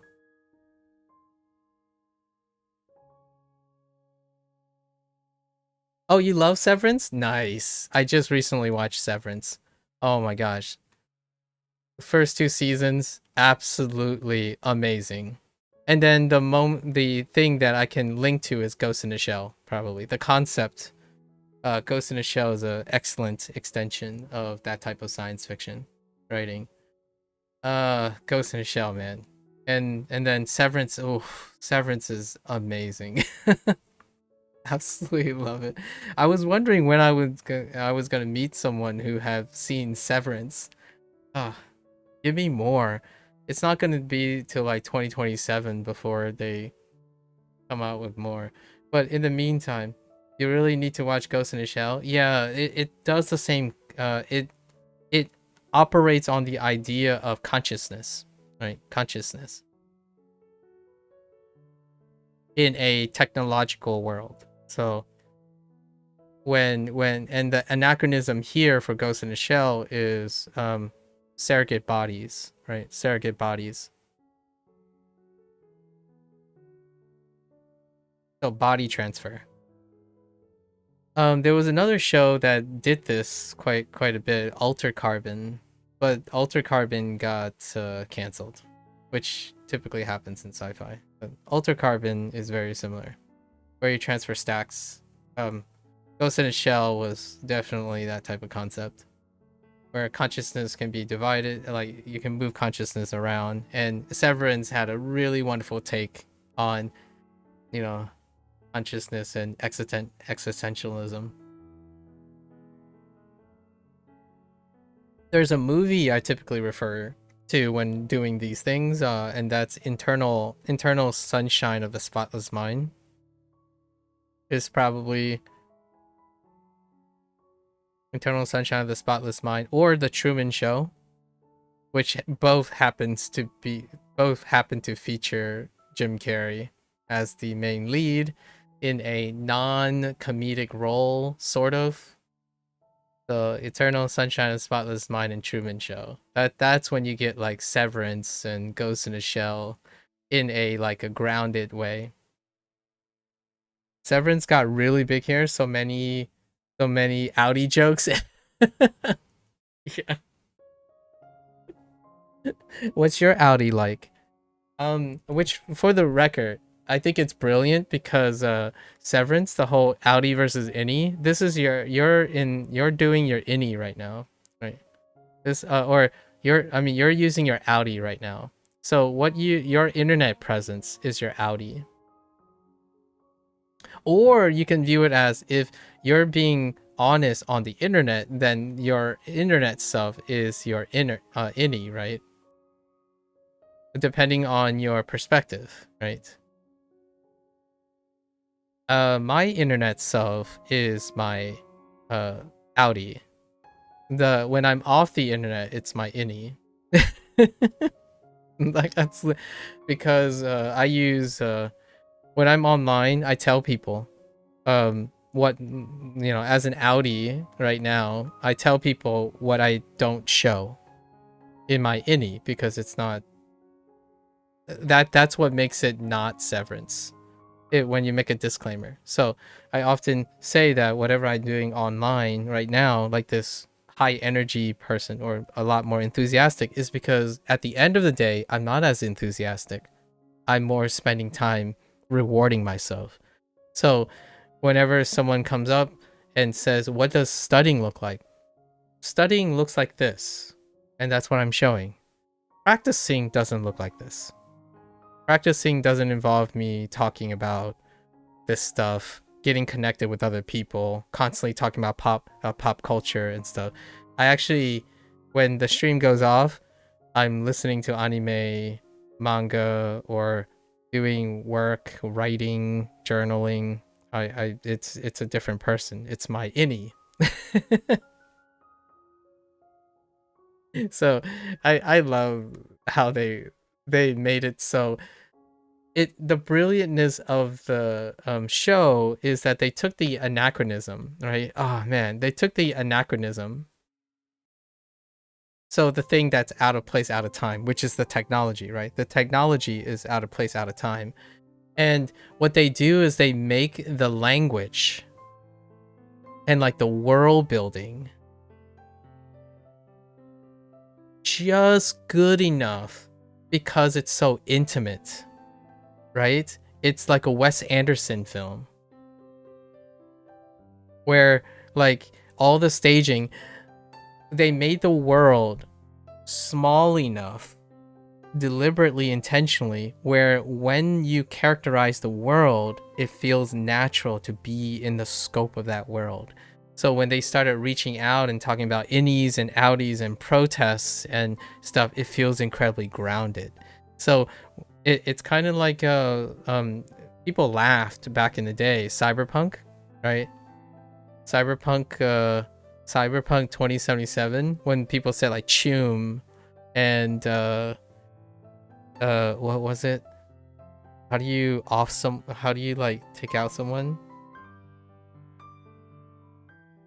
I've forgotten like some of the lingo, but what happens over time is like if you have proper world building, the stuff feels like it's connected to all of that. Oh, where was there was another show I recently watched. Oh no, not another show. Claire Obscure. Claire Obscure. The dialogue in Claire Obscure is framed around the thing, the limited lifespan, right? The gommage. Sorry if you haven't seen, like, I'm not sure if you played Claire Obscure, but part of this year I played Claire Obscure because I was very excited tracking the game, and it finally came out this year. And all of the dialogue, it's framed around their circumstance, and Severance does that. You don't know it? It's a French game. It's right your neighbor. Actually, is Denmark close enough to? No, it's not. They're still Belgium. Sorry, but if you're not familiar with Claire Obscure, it's the synopsis of the game, so you know it right away. But basically, they live in a world where you only live up to a certain in age, and then all of that group of that age is wiped out. But I don't want to like I want to sound very generic, but that's the context, so not to give like too much away, so to speak, right? If you're ever interested in playing a French game, I suppose. Severance is like that. You know, things are normalized. The characters feel like, oh yeah, that's probably how they behave. It's really neat for people to write things and build a world where the mannerism is different, right? I will use a Star Trek episode instead. Star Trek does this a lot. I'm a Star Trek fan, so I'm sorry. But into Star Trek. But Star Trek uses that a lot. What they do is they use planets and like aliens as a way to build immediately. So every episode, you know, you visit a new planet, and that planet operates differently. One of the planets that they visited was that everyone dies at 60. Everyone voluntarily end their life at 60. That is the episode. So what's wrong with this episode? Well, there's a crisis. This planet that they live on is next to a dying star, and the person who's working on resurrecting this dying star is about to be 60. Okay, so you have your Earth people, you know, the people who are in the spaceship, right? Your Earth Federation people. They're coming to aid. They're coming to aid this research. So this guy, this researcher, he is the leading researcher of this thing. And he goes on the spaceship and studies it and gets ready, right? But he didn't have enough time to finish his life's research. He dedicated his entire life to restoring the sun so that his race, his planet, can survive, right? But the people on the ship, they're humans, or they're a mix of humans, but most of them are humans. And humans don't have this voluntary perspective.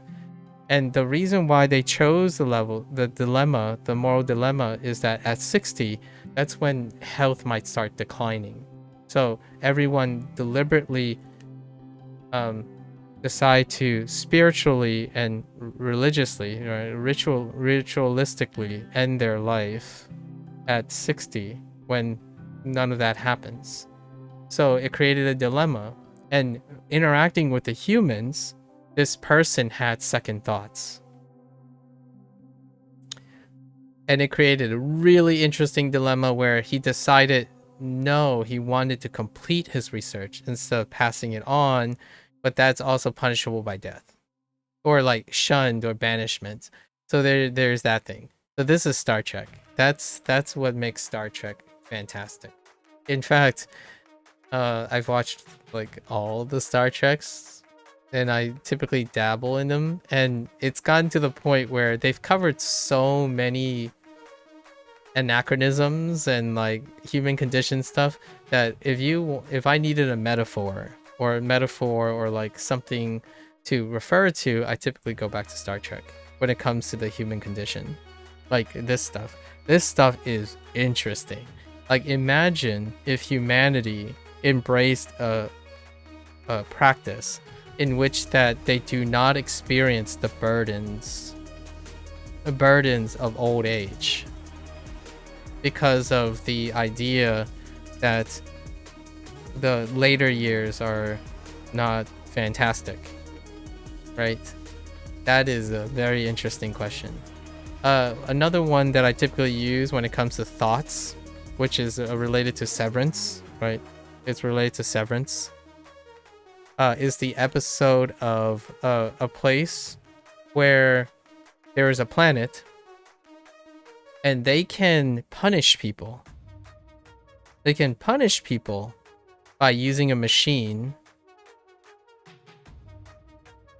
to simulate the punishment. This allows them to expedite reform in the person without the consequences of advanced aging or biological aging. One of the crew members, this was Deep Space Nine, an episode in Deep Space Nine. One of the crew members was falsely accused, and they spent over 30 years in their mine being punished. He was like left in, it played out in a jail cell where he spent day in and day out with this one other guy trying to conserve food and starving and trying to live their life. But then after all that played out, it turns out that he was in a simulation. But the thing is, how does that impact the human mind? It's real to this person, the person that was punished. But then the rest of the episode showed all the consequences of how he can acclimate. Like, how does he recondition himself? Since no one can experience that with him, right? So all the people around him, he had a wife. So this guy had a wife. And in the station, they try to like negotiate that. Yes, Black Mirror. Yep. Most of Black Mirror's concepts, many of the Black Mirror concepts, which I absolutely love Black Mirror as well. Maybe not, like, they're kind of like on a slump a little bit. I haven't seen the most recent Black Mirror stuff, like the most recent Black Mirror season. But these things Star Trek has covered, and Black Mirror has like a nice like longer format version of this, which by the way, most Star Trek episodes are approximately like 50 minutes, and they run for 7 seasons, except outside one exception, the original, like the first set of Star Trek films, where we're talking about like there are more Star Trek episodes than One Piece, or One Piece has far less runtime than Star Trek. So you can only imagine what the topics are. This one was really cool. I like this one.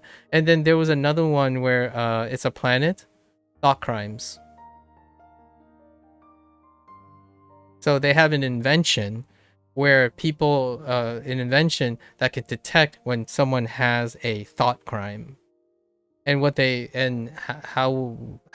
that happen? Like, what would happen if you had the power to remove crimes of thought?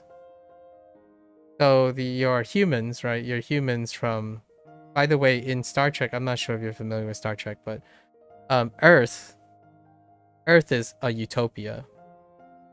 It's one of the few science fiction settings where humanity overcame all of its obstacles.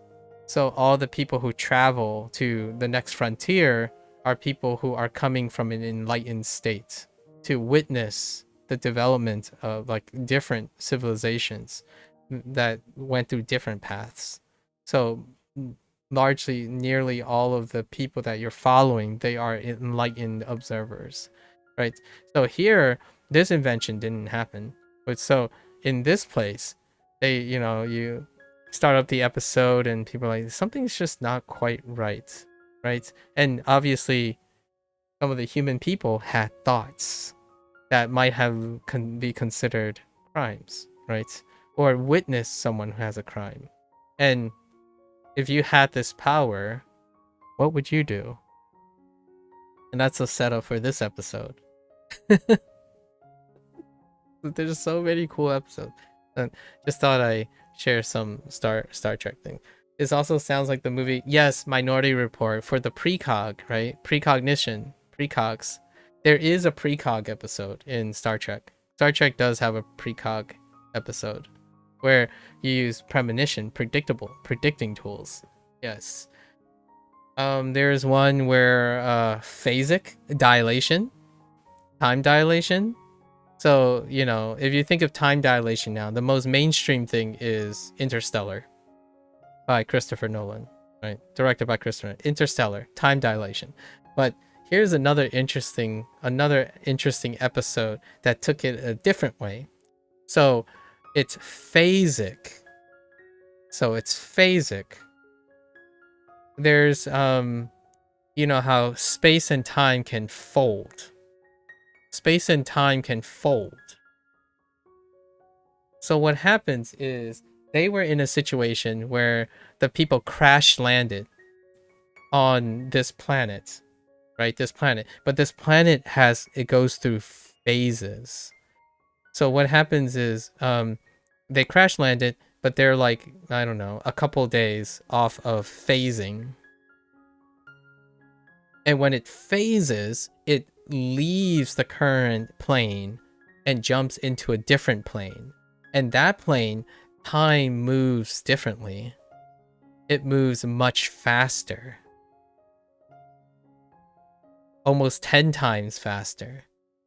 So the crew needed to have been introduced to the people in this time, which they decide to pick like a very old age. So we're talking about like the 1700s kind of lifestyle. So an earlier point in human, quote unquote, human history, while the people who are visiting, which are Star Trek crew, they're post 2500s. Like it's well into the future. So it's like visiting a rustic part of human society. But the thing is, they have to get off. So how do they repair a ship, you know, from the future and interact? And then there's like some romance or like some chance encounters of affection and stuff. And then it creates a dilemma because they can choose to stay on this planet and phase with them. But then that means leaving everything they have in the current dimension, the current plane. So that means the next time they come by, everyone they knew from the current plane may have died already. Like they died off, or, you know, and that deals with time dilation. You know, the idea that if you go to space travel, time is going to dilate. So, and this one was interesting because it might have been like 4x, not 10x. So they had one where they landed, and then what happened was some people decide to stay, and then the next time they phased back, right? They phased back.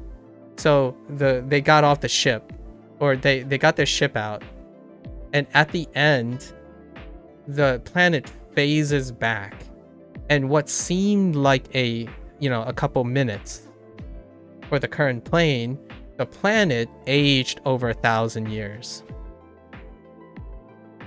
And what happened is this new planet that phased back in contacted this, and their civilization advanced past the ship's planet.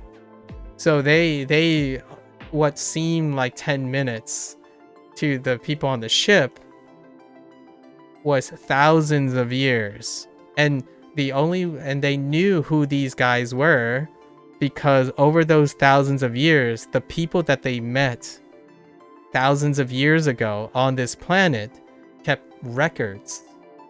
So the leader of the advanced society contacted this ship right away, but now they're thousands of years into the future. That to me, that's what makes Star Trek amazing. So, like, if you don't need like fancy CGI, right, fancy set pieces and what. By the way, Star Trek got resurrected, so like there are new Star Trek things now. So this is, I'm describing episodes in the 90s. These are 90s Star Trek stuff. But right now there are also post 2010 Star Trek, which is like Picard and Strange New Worlds that I'm watching right now. But this is the stuff that is so interesting. If you don't mind sitting there and having people talk about like dilemmas, just like talking, because that's what Severance does, right? Severance, there's no like fantastical things. It's conceptual. Most of the stuff that Severance is conceptual in nature. That's amazing. So this one was really good. I absolutely love this one. There's one more. I'll give one more to get people interested. I think, hear me out, in the day of the internet, I think Star Trek ages well compared to Star Wars.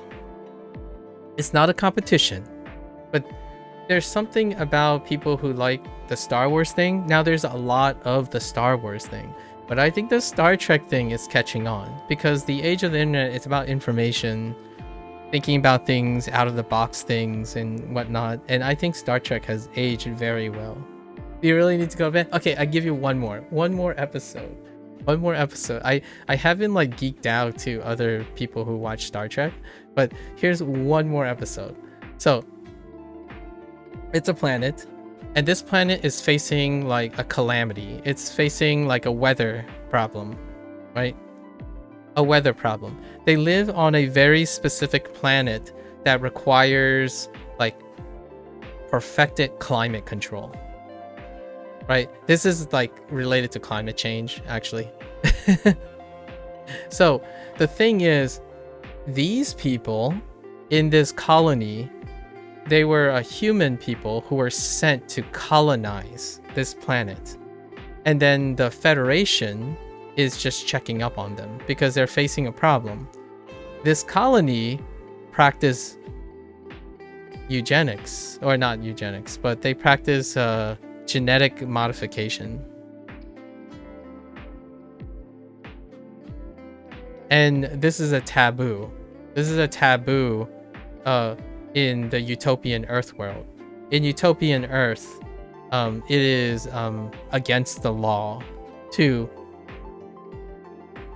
Crazy how fast I what'd you call it? So it is against the law.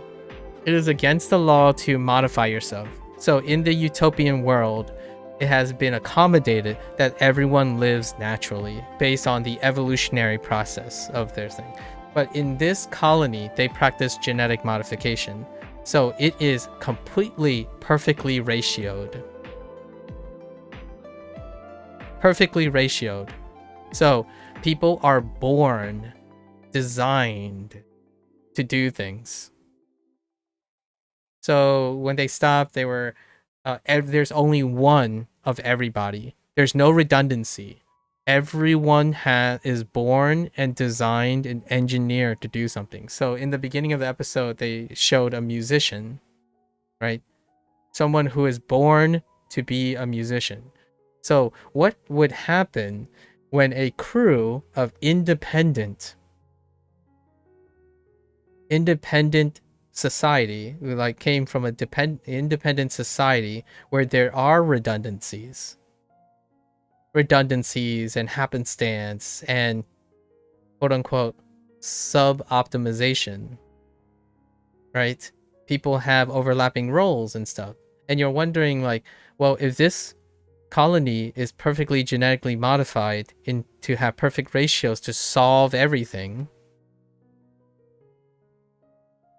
right? Why are they failing now? And what could a group of people who have random sets of experience optimize and select themselves into a role be beneficial to this colony that is arguably perfect? And that is also the reason why I'm going to talk about language learning really briefly. That, to me, is where the internet is heading, in my opinion. There are certain situations where people believe that in order to learn something and practice something, right, using your human mind, using it that there must be some sort of perfect ratio, right? Something that can be so hyper optimized that there's no deviation from it. Without deviation, there's no change or iteration or discovery, right? And this episode is what I wanted to leave on. So, what kind of problem do you think they had when they were only designed to do things based on the predictions of what they know, right? Before an X factor shows up and demonstrate that, well, even through happenstance, you can still find solutions that otherwise cannot be seen by a closed system, right? So this represents the case of the closed system. If you're wondering, and then before you go to bed, what does this look like? This is a subreddit. A very highly optimized subreddit. And this is the rest of the world. So when you start learning a language, right? If you start talking about Japanese and stuff, Japanese is still this. It hasn't expanded to a point where it has started touching and influencing the outside, right? And then when it does, you'll have differing opinions. And right now, most of the efforts is to keep inside everything. So when someone tells you like, "Oh, native is the only way," the normal is supposed to be retained, you encounter this question. I'm not saying what's right or wrong here, but this type of setup gets you to think about, well, what is normal? What is native? Like, if I don't ever move to Japan and be as Japanese people do, what is the new age English Japanese speaker going to be like? What is their natural way of learning English Japanese? You don't know. But we can take lessons from English. I'm pretty sure your English class is not the same as my English class, Gustav. Right? And in those ways, those details are what creates that difference. Despite, everyone has an opinion on English. Is your English better than mine? Well, in a closed system, it can seem like that. In an open system, it's about discussion. Like you exchange ideas. So this episode was really fantastic because they didn't use language. They used people. So when you start thinking in a closed system, you can't possibly operate outside of that closed system. And that happens a lot in this. Like, it's one of the foundations of why Star Trek is interesting, because most planets are in a closed system. the people that you're following is the outside system. So they only interfere. There's like a prime directive. This sounds very nerdy, but there's a prime directive in the um, Federation. You do not interfere with the natural evolution of a planet until they are able to reach out. And that's where Japan is right now, in my opinion. Like, in a very weird way, the Japanese language is now officially out. Like, you know, like before, you could argue, right? Japan, right? You can argue Japan is largely closed in when it comes to their language. So they have not had a vehicle, a figurative vehicle yet. This is called star travel or something, like when Star Trek, when a civilization is able to have light year travel, that's when the Federation starts interacting with the civilization, because they are capable of interacting now. Not before, never before, because then you would be influencing their natural evolution, right? So in Japan, there's finally a natural vehicle. Japan's language is anime, manga. Like, it is now imparting its influence on other places. So the idea is, do a place try to stay dogmatic and keep everything in? Well, a lot of language learners is trying to do that, because that's what they love. They love the Japanese language as is. For myself, I don't plan on living in Japan. So the most natural thing I like to do is I do talk about anime, manga, and Star Trek. If Star Trek was dubbed in Japanese, I would watch that. if Japan decides to make a Star Trek, a Japanese Star Trek, which they have technically, there are quite a lot of anime and other programming that's very like Star Trek. I watch that. But the thing is, now it is now Japan English. Like a Dragon, the series, have recently hit Hawaii. They don't play by the same rules anymore. It's not the same anymore. You can try to be dogmatic, but the idea is, when you start having a vehicle, influence goes both ways. There is a Star Trek anime-ish thing that's on the horizon. So I like, there are animated Star Trek shows, but I think there can be an art, like it will be interesting.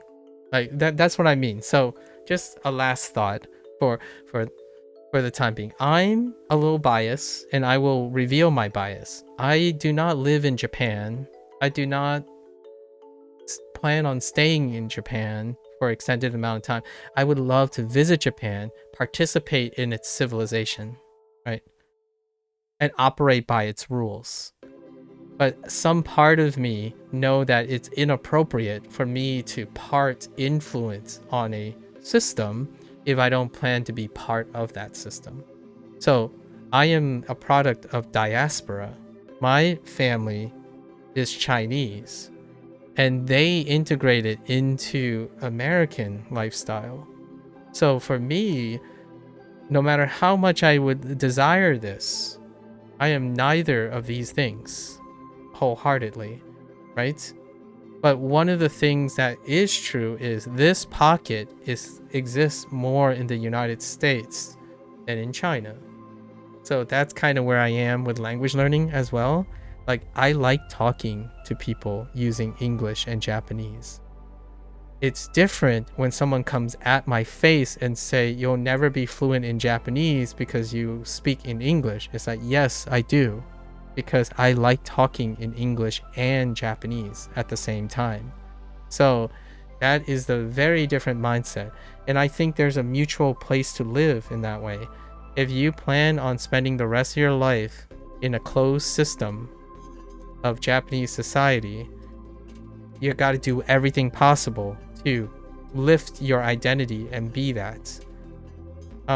being born Chinese, but in the United States, right, for example, or Chinese American born Chinese, ABC, I am not. I've already encountered most of the time that most people get culture shock for it. No matter how hard you do it, if you're outside of Japan and you go to Japan, you're not Japanese. You can be Japanese-like, for sure. And for myself, when my parents speak to me, they don't see me as like Chinese. They see me as either American or their values imparted to an American. So that's kind of like this idea where I don't spend time worrying about being pure of something. But the irony here is the Japanese culture emphasizes that, because that is our own, that's 99.9% of the representation. So if you're in a closed society, it will seem like that is what they want to hold on to, and that's perfectly fine. I will operate in that, and it's a great way to, like, how you say, wear another face, right, for the time being. Kind of like online. I'm wearing a different face right now. Yes, I can tell you, before you go to bed, I also get tired. I might also have trouble sleeping. I get overstimulated at night. Well, like right now, I can get caught up in conversation, but you don't see that part because this is a closed system too. This is our Audi, or this is my Audi operating. So it's a closed system, right? And then now we're back to Severance. my work person is to a stranger, like, because I love Severance's setup, because you're the viewer, right? And the viewer can only see the Audi as well, or the innie. So when you're viewing me behind the frame, you only know a specific part of me, right? And then it is not, what is not like Severance is our Audi and innie situations are not, don't necessarily need to be compartmentalized. Some people do want to do that, and that's why Severance is such a brilliant show, because there are people who want to do that, and especially people who like anime, right? Anime in Japan, they want to be Japanese by removing their English speaking influence, or whatever other, but we're gonna just use English as a punching bag, right? Because English is a punching bag. So they can only then, you can only imagine operating in this way. You can only acquire Japanese by letting go of English. You can only do something naturally in Japanese by not being English speaking. That is pure facts.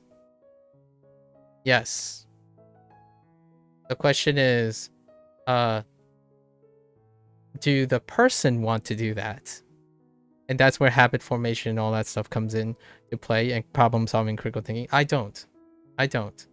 So I can be, I'm perfectly fine with Nihongo Jozu desu, right? That's it.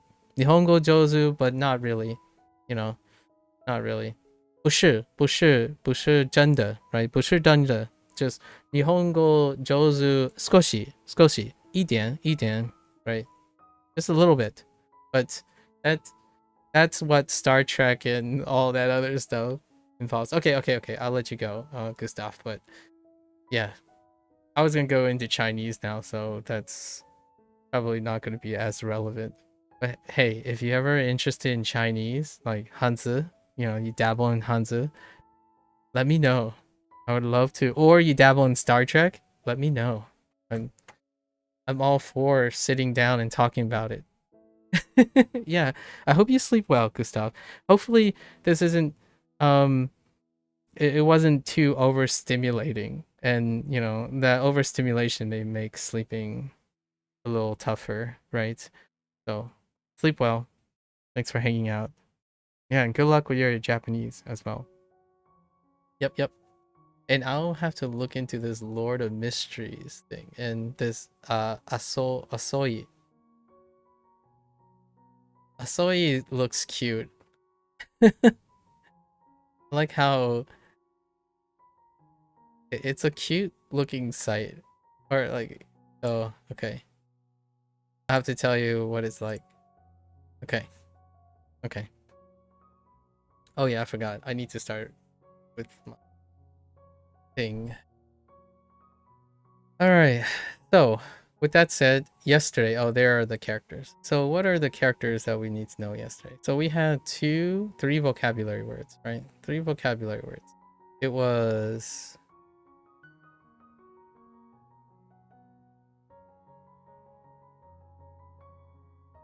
what is it? Moon? Caliper? Bulldog, right? 奖项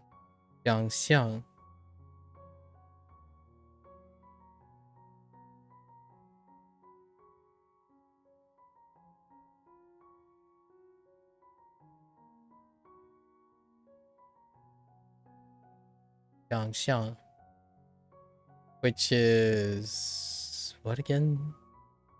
Reduce. Oh no. This is an award.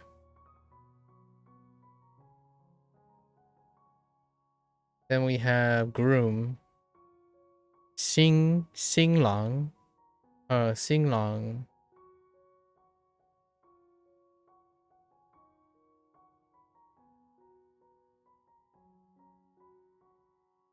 Right. 新郎.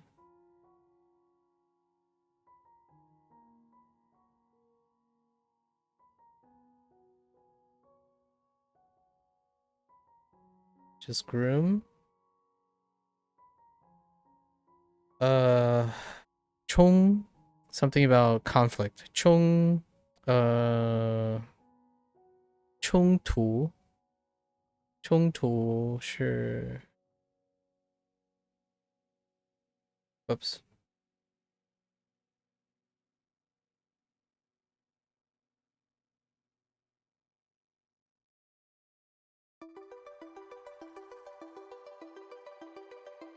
Ah. 冲突.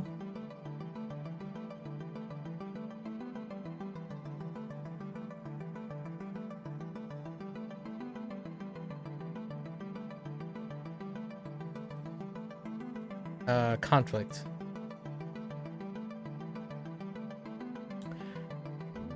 And then we have a bunch of characters.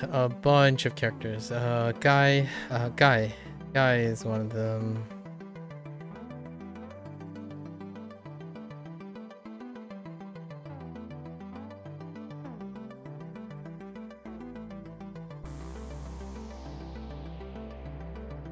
Guy, lid.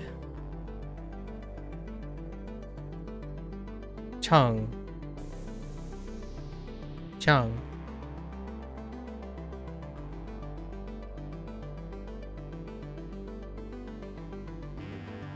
Oops.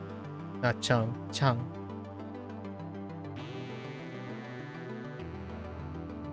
This is initiate.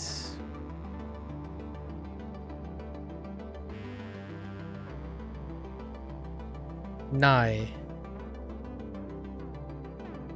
Yeah, Nai.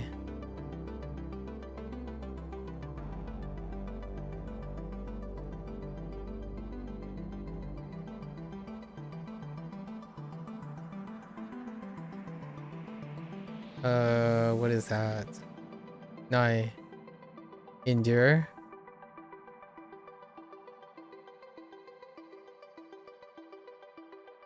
Xiang.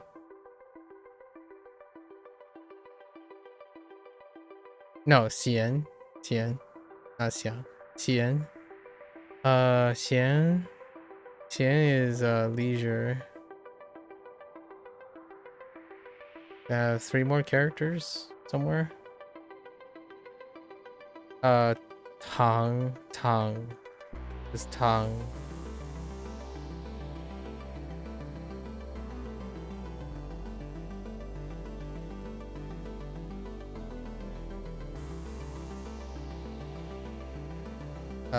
Unite?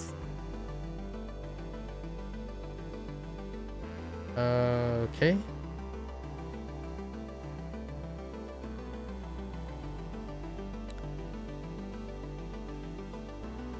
Shi was another one.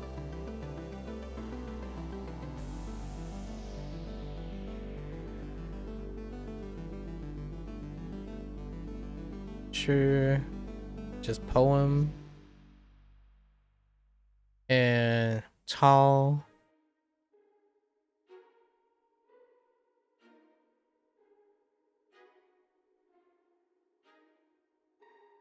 What is Chao? Copy. All right. Those are our things from yesterday. It was pretty bad. we were on the struggle bus. There was some struggle. All right. So, pardon that digression.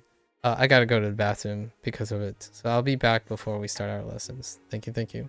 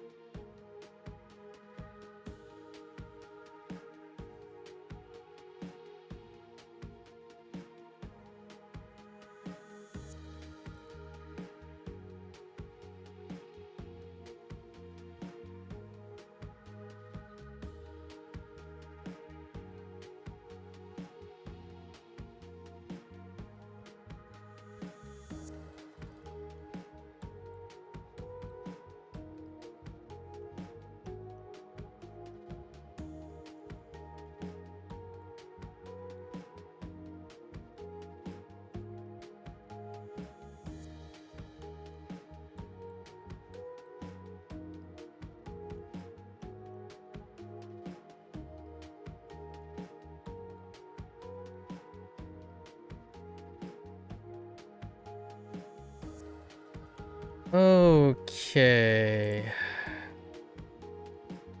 All right. Let's get into our lesson. 抱怨抱怨抱怨 embrace 怨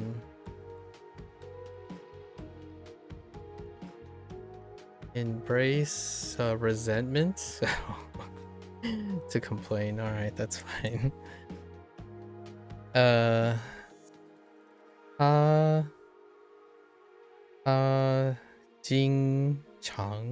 他经常抱怨工作太累。他经常抱怨工作太累。He often complain work too tired. Okay, too tiring. Yeah. Okay, that works. Whoops. 抱怨 Oh yeah. 辛苦辛苦 hard. Or like suffer or harsh. Okay, yeah, work hard. Okay. 辛苦 what is this? Pungent, right? Pungent, pungent, bitter, hard. 他辛苦的完成了任务。他辛苦地完成了任务。Ask. Okay. 辛苦欣赏 Xing xiang. Xing is our new one, right? Xing, which is happy. Xiang. Happy award, which is happy reward. Appreciate. Fair enough. Reward happiness. Appreciate. Interesting. A happy reward. Want to appreciate a happy reward.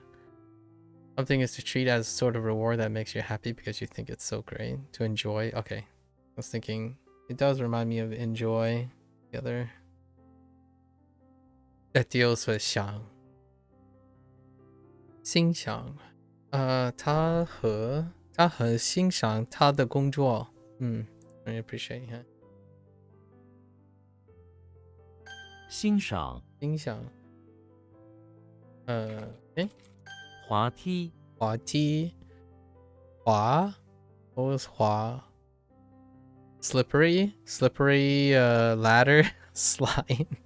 Okay, fair enough, makes sense. Something that's slippery that takes you up and down slide or down specifically. 公园里有一座高的滑梯。公园里有一座高大的滑梯。高大的滑梯。滑梯软件软件软件软 is soft and 件 is a piece. Yeah, software. Soft piece. Software. 软件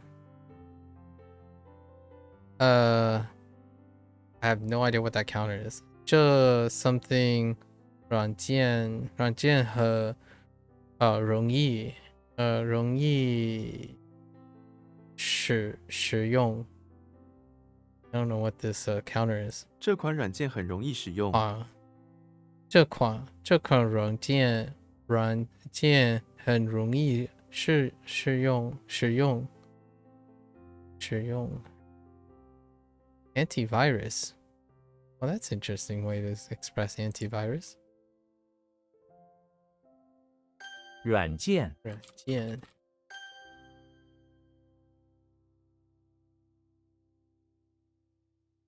Then help. 抱怨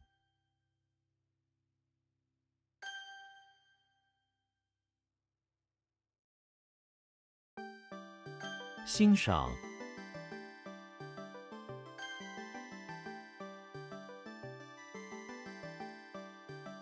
辛苦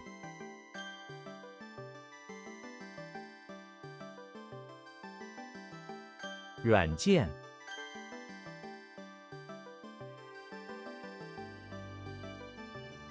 滑梯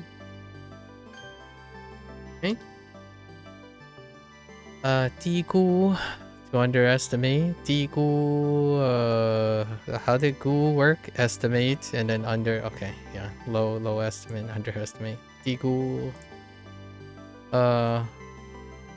不用低估他的能力。I do not低估 I prefer to overestimate than underestimate people, right?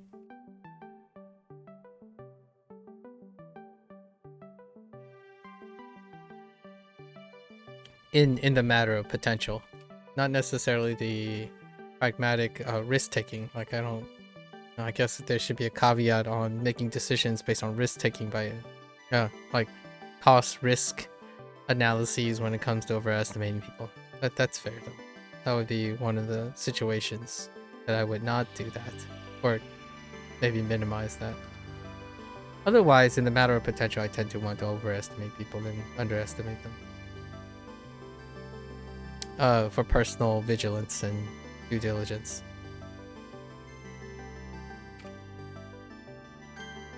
I operate thinking other people have more to offer than operate based on that people have less to offer. 光滑 So when someone is working really hard, I tend to think they're working really hard and working less. It allows me to encourage myself to work harder. Not necessarily work harder in the sense of inefficiency, but more innovation, smarter, right? I like to continuously try to work smarter. And that's usually using the mindset that other people are also capable of continuously working smarter. Whether they are or not is not exactly within my concern unless I end up becoming related to them. Right? 光滑, 光滑, light, slippery. Yeah, slippery rays, glossy. That's a good way to think about it. Slick. Oh, wow, that's quite slick. I haven't thought about glossy as being like wet and moist and slippery, but that is certainly a way to look at it because it does look kind of wavy and stuff. 这地方，wait，这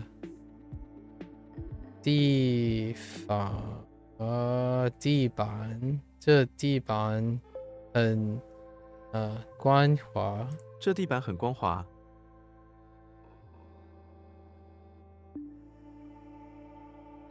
光滑。怨言。怨言 complaint makes sense. Resentment with words, that would be a complaint. 他对老 something 有很多怨言。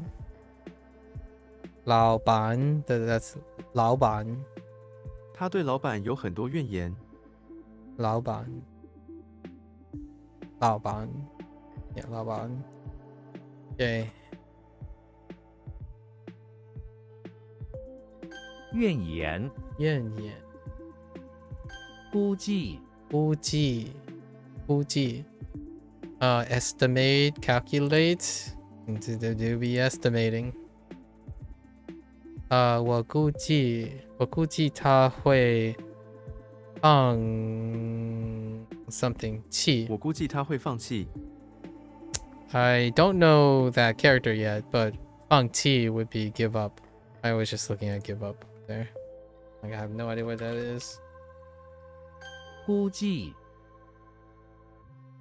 软实力。软实力 we have the soft real power. Soft power refers to soft power of a culture or country to change reality to submit to its will. Oh, that's interesting way to place it. 美国的软实力是无法 something 亮的。美国的软实力是无法衡量的。衡量的 immeasurable 衡量。无法 unable maybe, and this is measure 衡量的。And how does I still don't know what soft power really means. Let's go look at soft power. Soft power refers to the ability to influence others by attraction and persuasion rather than coercion or force. Oh, I see. Interesting. 美国的 yeah, the soft power. 其实美国的软实力是违法。no, 无法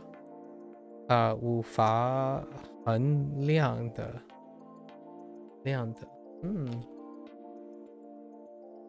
软实力。I didn't realize that's a thing. Soft power. Makes sense. 低估。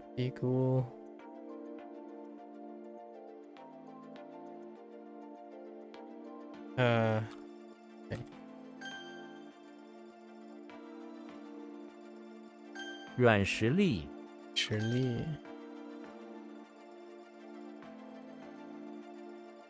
怨言。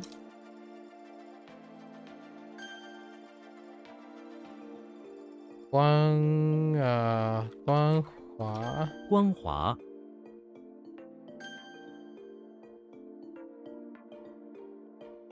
估计。估计怨气。怨气 resentment energy, which is still energy or resentment air. It's fine. 他心里有很多怨气。resentment huh? 怨气。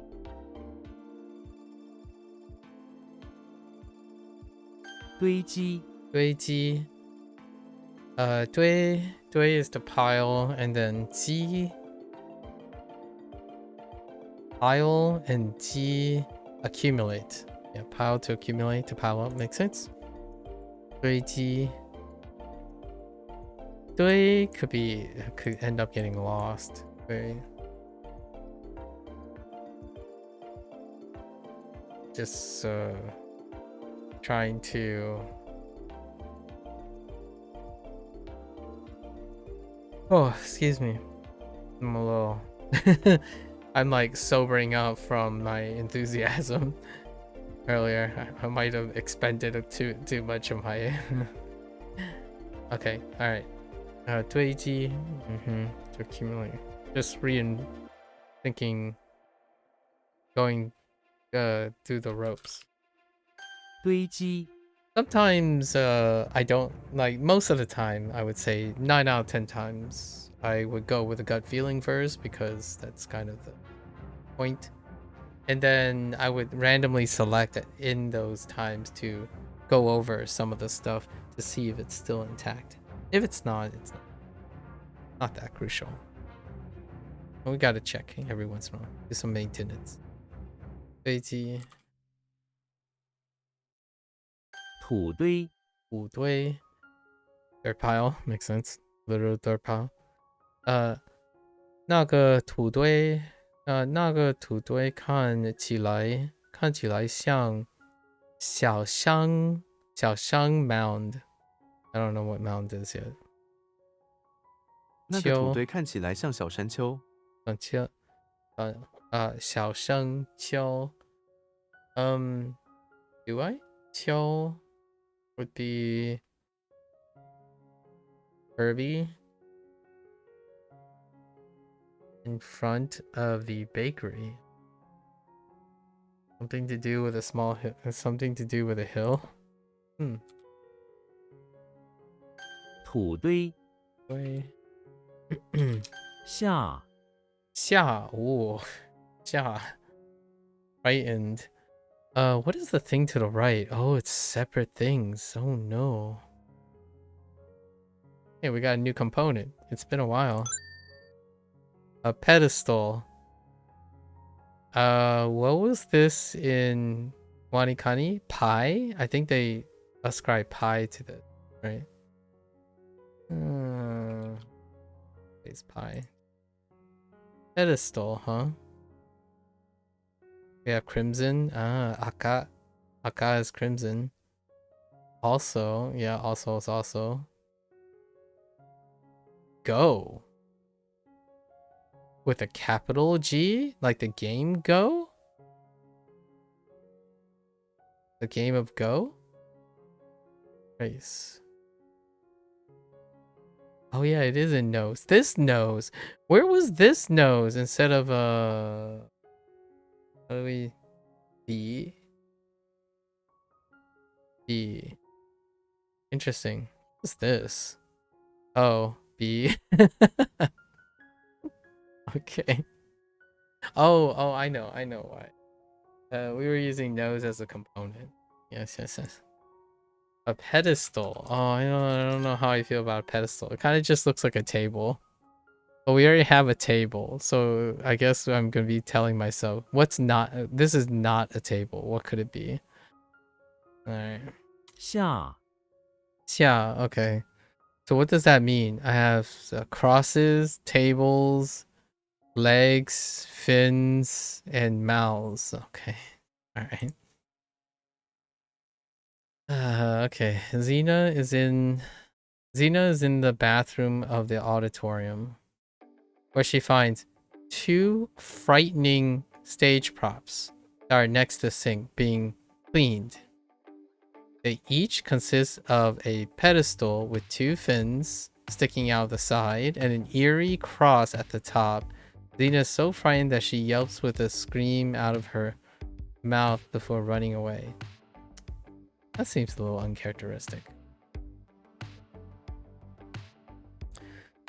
She maybe like she was momentarily frightened, and she drew her sword to, you know, confront the momentarily startled or frightened, prompting her to draw her sword, right? But man, those things do not connect. I guess stage props. Maybe a stage prop, like a monster built out of crosses, pedestals, and fins, and in the mouth. Yee. Alright. I mean, it looks very distinctive. To be startled. Oh, that's funny. 吓一跳.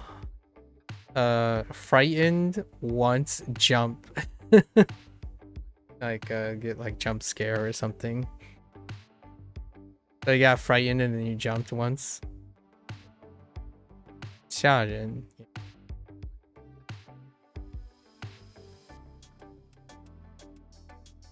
Wait.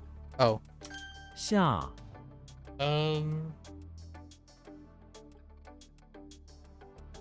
How is this different from... No.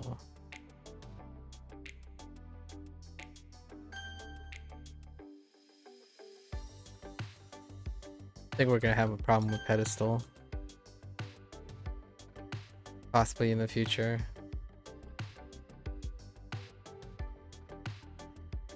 怨气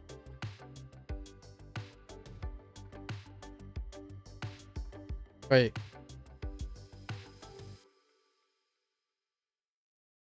Resentment. I need to think of resentment there.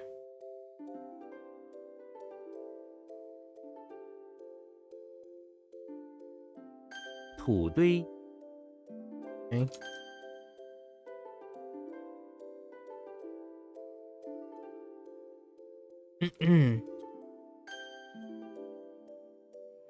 下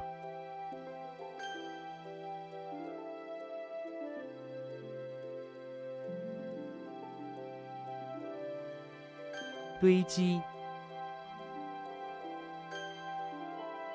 Alright. To know. Oh boy, we have another to know. There are a lot of to knows, like tons of to knows. Okay. Xena in front of the house, sure, where she is trying to find out where all the droppings that are scattered across the lawn will go on. The next second, a bloody dropping drops off her head and onto the lawn. She looks up and now she knows where they are coming from. There's a heart that is flying around the sky that keeps on making droppings that land on her lawn. Now she knows, but she does not know why the heart is flying around her. Okay. Alright. That's kind of weird.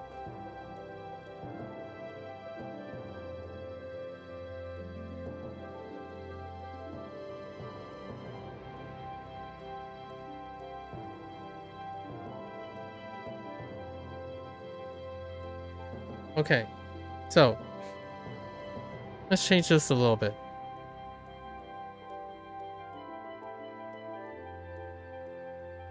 You know, Xena is in front of her house where she's being approached by a warrior who's been injured, and blood is dropping everywhere from his wound that is very close to his heart, right? And she goes and fetched the first aid or something, but that's good enough. Familiar with. 熟悉? What the familiar with? To know? And then 熟 is to ripe? I see. Oh. 窒息 or 窒息 窒息 wait. Right?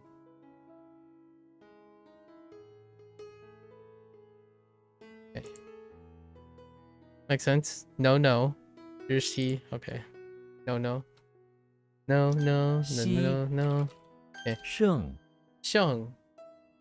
Oh boy, you kind of look like something else. But is that a separate? Yes, it's a separate character. Sheng. To be left over. Okay. Shrek is in the bathroom of the English Manor where he works. He is sitting in a sauna, eating some food that was left over that he found earlier in the kitchen. He takes out a saber and cuts some cooked grain stalks, okay, into pieces before eating them. Next to him is the North Pole, which he stacks the leftover grain stalks on top of to prevent them from getting soggy. North Pole is often a rough thing, but it can be used more like a pole, right? They just stacks them next to the pole. All right, fair enough.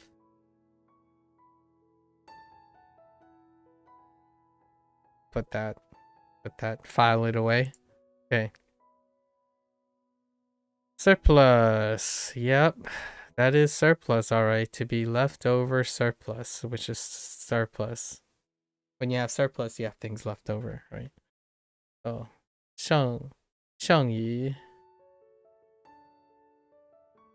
剩下 to be leftover. Yeah, makes sense. 剩下 Sha is a supplementary character.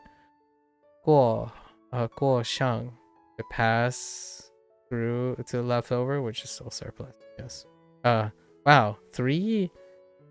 This is synonym stacking, and this is these two are complementary or supplementary complementary characters.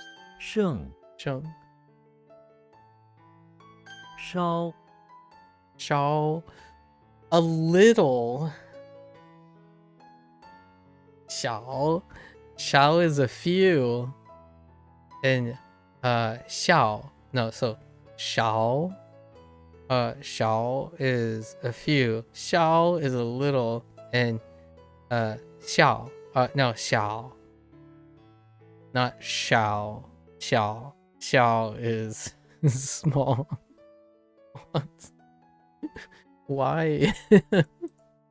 I wonder what a little is. This like, are we talking about like squishy? Oh, does it look like squishy? Not really. Yeah, kind of. Maybe it's simplified. No, I could kind of see. No, not close enough. Interesting.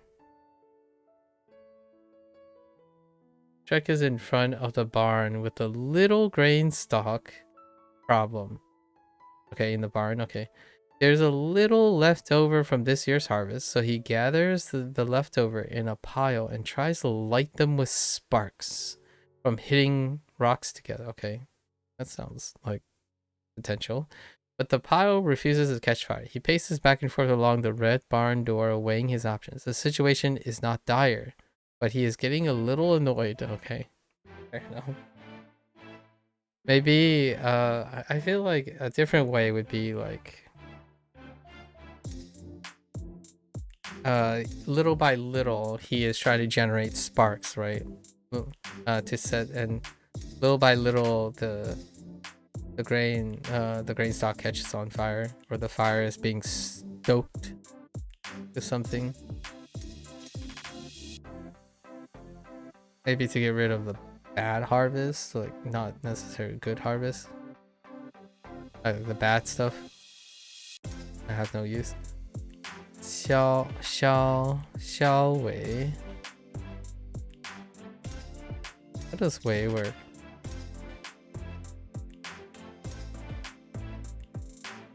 How the way? Tiny. Oh, a little bit. Oh, I see. A little tiny. That's right. We have way for tiny. 消后. A little after. Later. Okay. 烧消速 速. Oh boy. Solemn, huh? Abyss. Oh my gosh. It kind of reminds me of the portal, but now we're talking about abyss. There is an ancient legend that if a waiter and a waitress both simultaneously pull on a rod or rope while saying a special word, an abyss will open up below them, swallowing them up. Picture an endless hole that seems to go to the center of the world in pitch black. I mean, that kind of looks like something that would come off as an abyss. It's an interesting looking character. Oh, okay, it's attached to abyss. I see.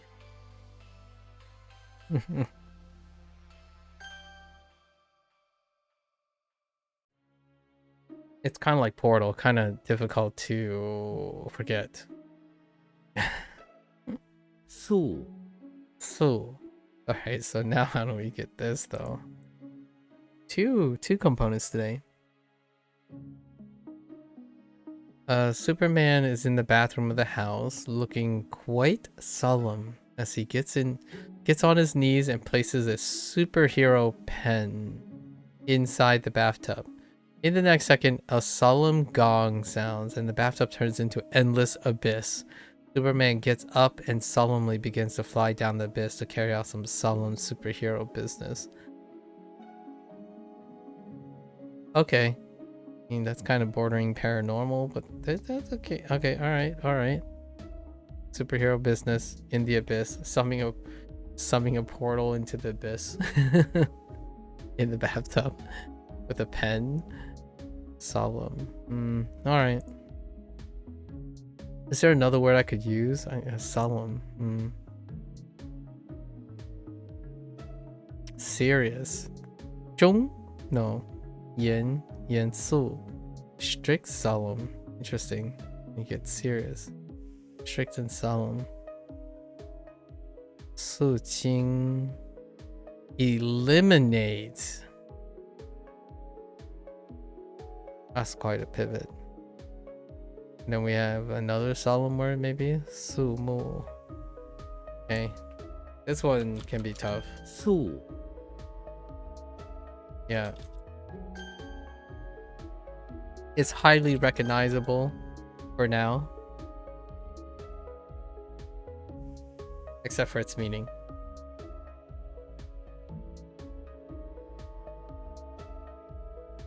烧 Oh.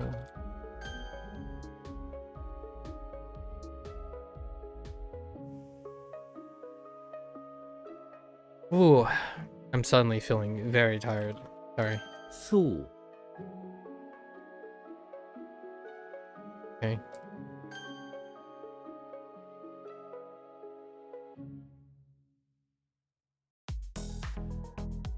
Xi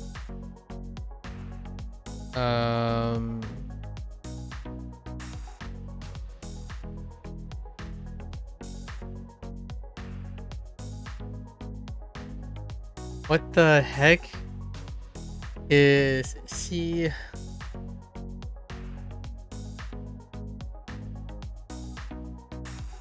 I changed it, but that didn't. Oh, dropping the heart, or no, you know, the heart is dropping everywhere, right? Doesn't know why it's.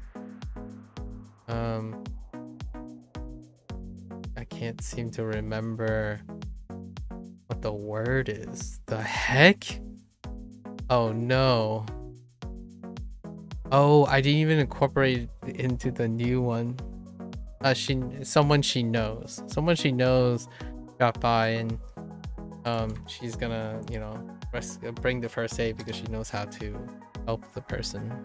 No, we got to know stuff.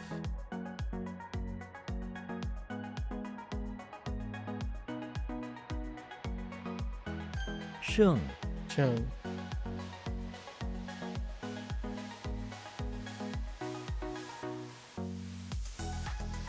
Ek. It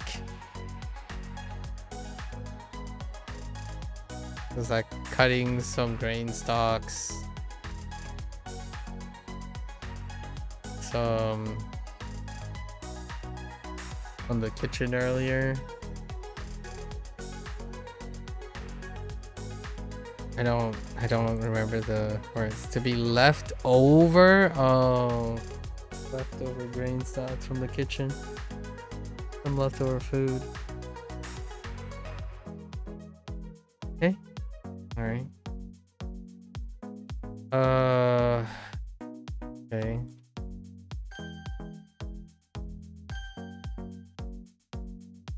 All right. Okie dokie. No whammies today. Come on. 解压人群挤压在一起，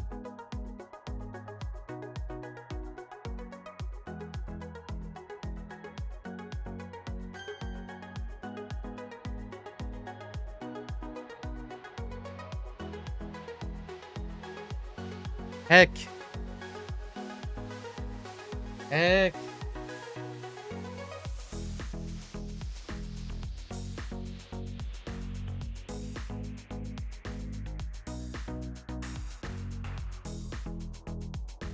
握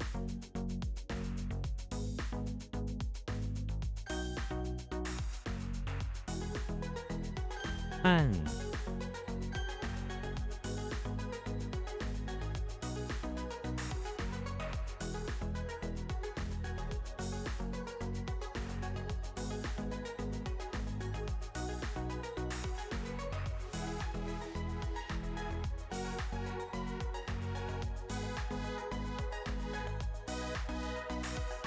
居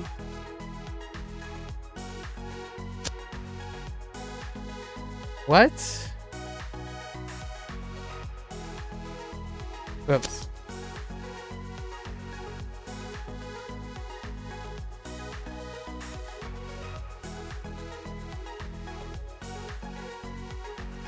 拒绝他拒绝回答问题，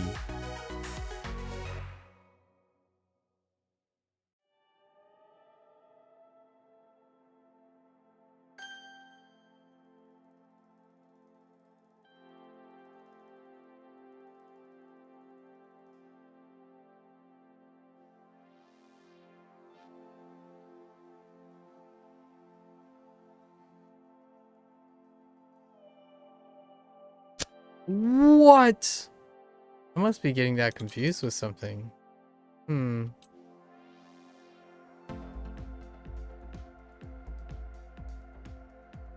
心机心肌是心脏的一部分，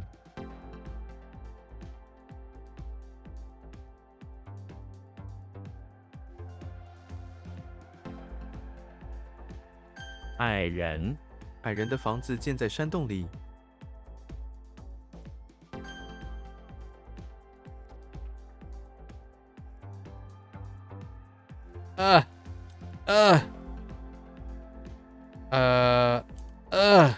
I don't I don't remember.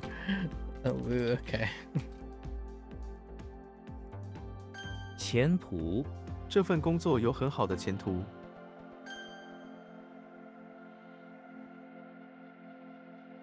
耐心耐心是一种美德，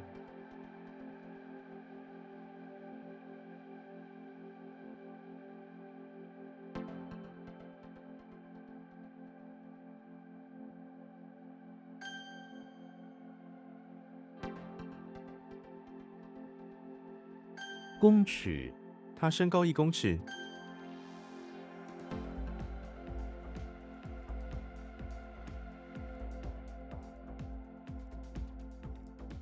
Oh no.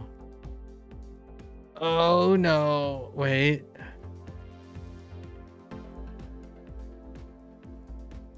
包含这包裹里包含了炸弹，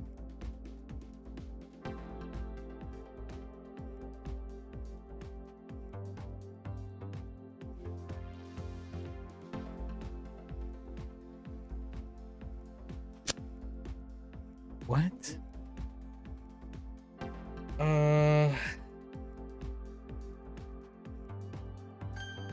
Reside and dwell, and it's the same.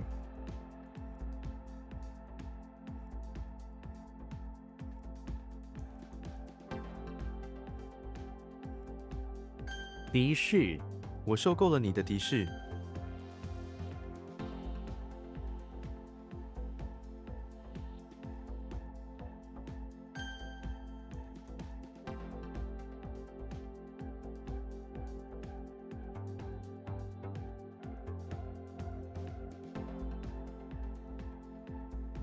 Send help.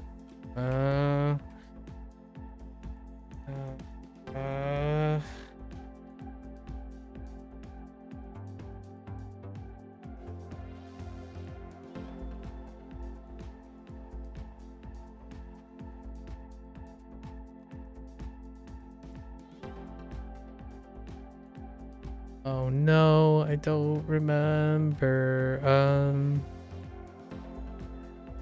我心中的空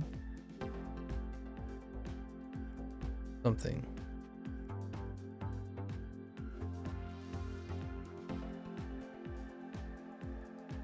Dirt. Just drawing a blank.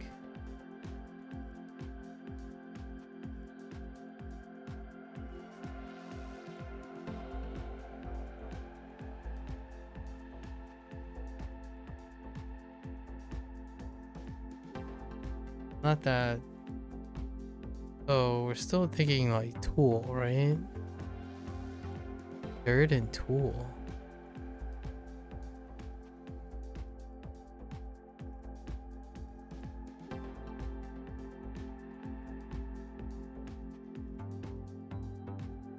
Yeah, it's just a complete blank. I guess this is the first block.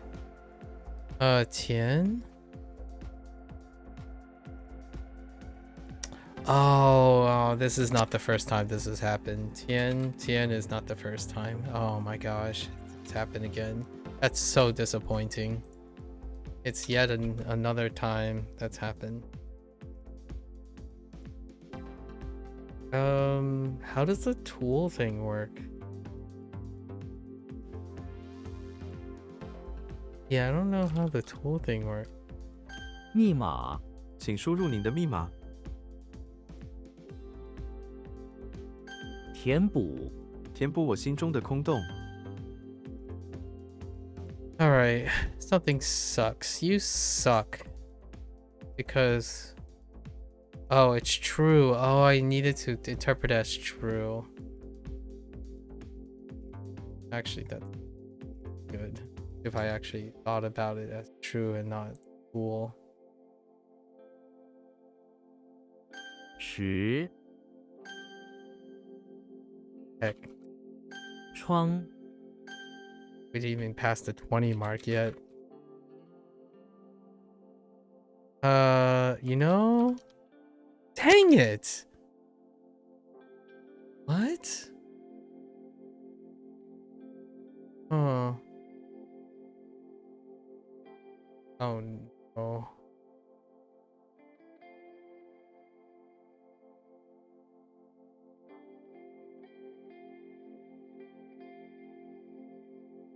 Something makes me want to do... Whoops. Yep. 堵，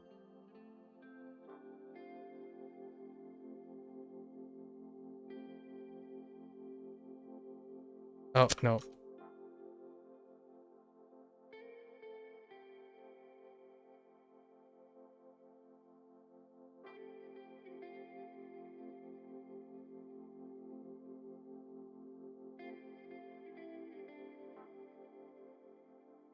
Oh.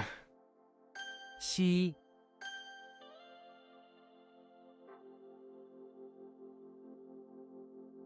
长途，我喜欢在长途飞行中阅读。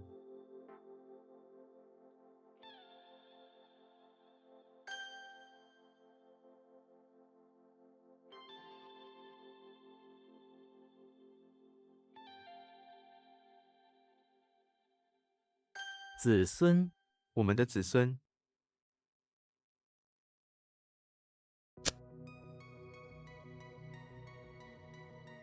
What? What?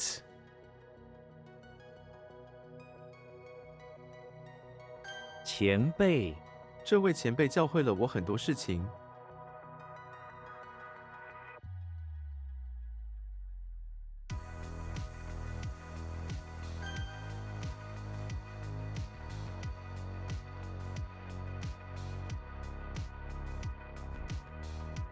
主编，他是这份杂志的主编。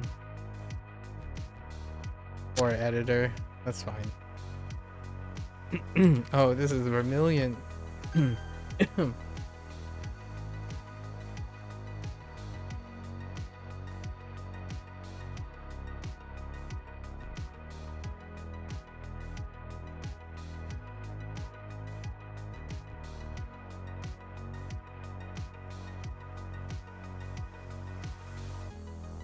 I honestly think I thought it was like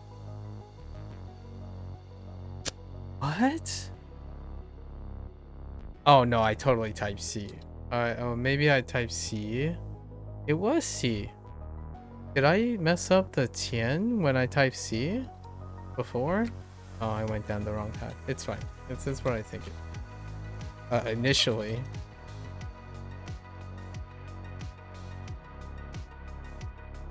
毕业，我没有大学毕业。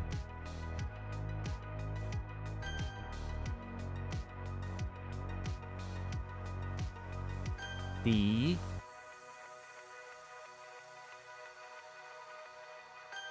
Ah! The heck? Oh. 业余，他是一名业余高尔夫球员。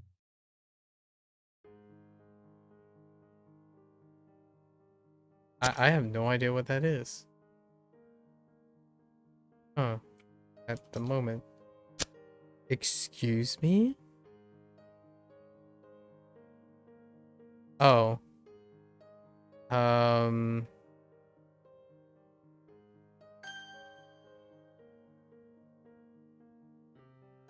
静默，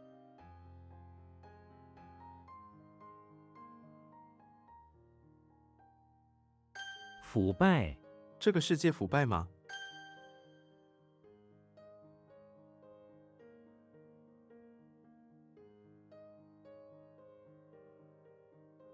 酸甜，这杯果汁有一种特殊的酸甜味道。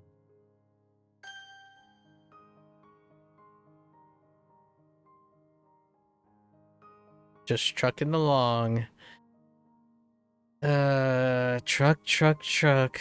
Truck along. And now it's gone.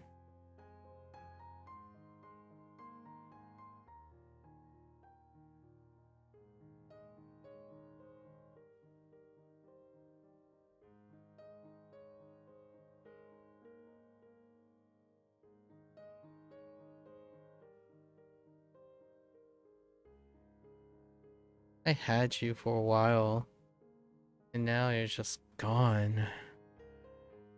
Why are you gone?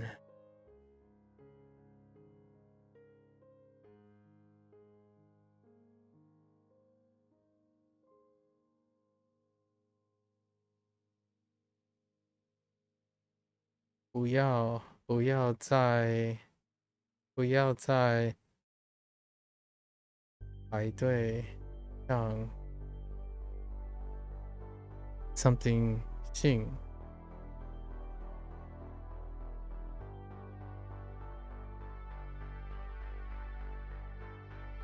Oh no.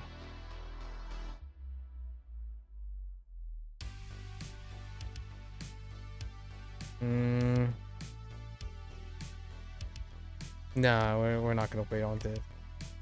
Saul. Oh yeah, Saul. Sao Sing is spoil?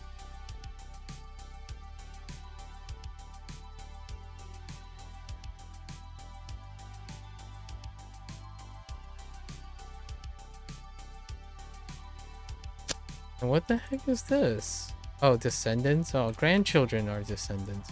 This is fine. We're just gonna use grand.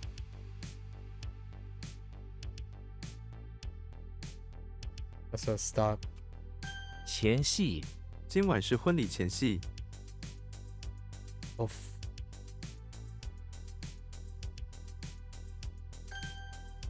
Okay.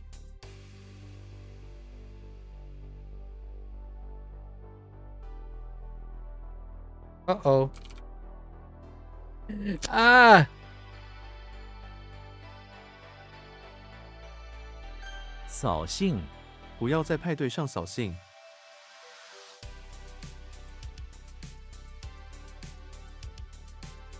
How does this all work? Just have like a ridiculous something like a ridiculously large, like a comically large pen or something. Oh, fork. Oh, that's a fork, right?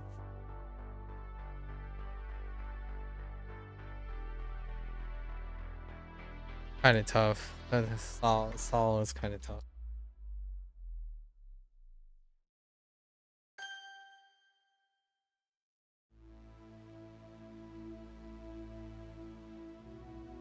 Surplus work.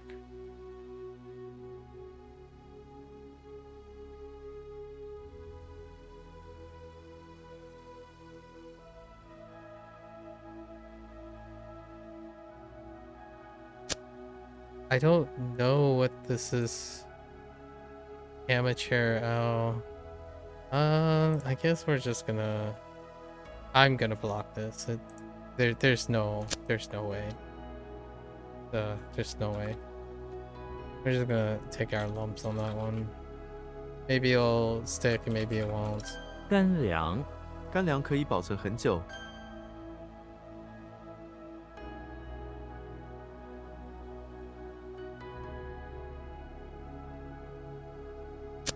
Oh, I took a gamble on that one. That didn't work. 痞，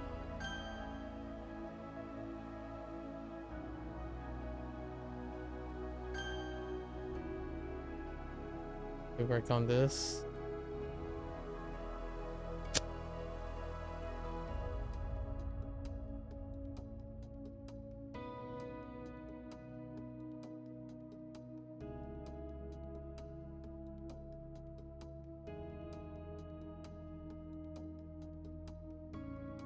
What? Oh, I missed a G. I missed a G.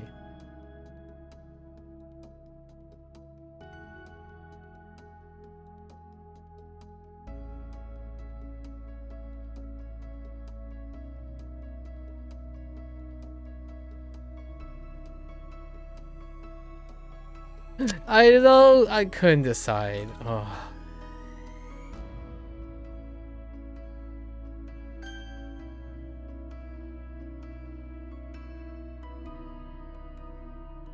背，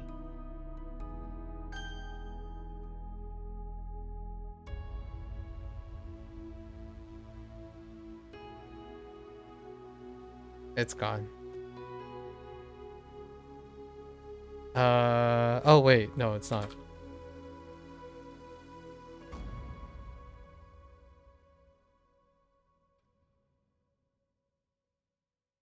守卫， 这座城堡有守卫， It is. Guard, but also to guard against. It's fine. To defend against it.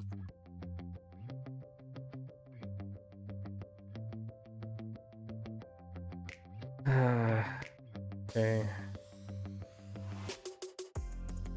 灰色， 他的眼睛是深灰色的。 项目， 这个项目需要更多的时间。 What in the tarnation?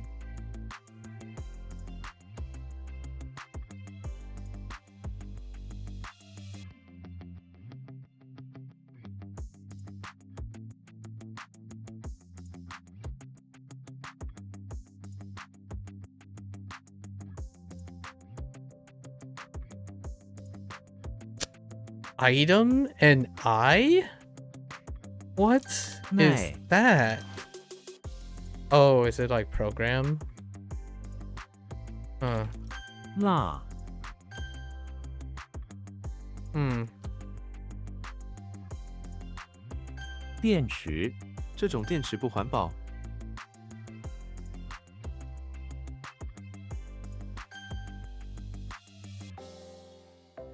有趣这本书非常有趣。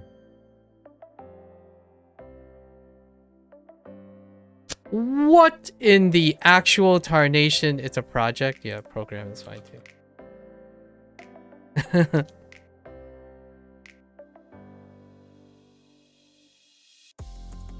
uh, 悲剧这部电影是悲剧吗？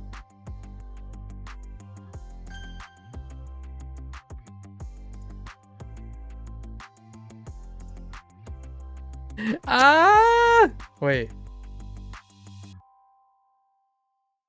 Oh, whoops.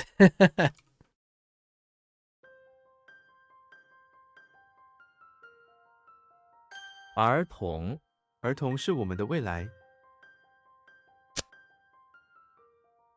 What? Children? Young children? Something like that?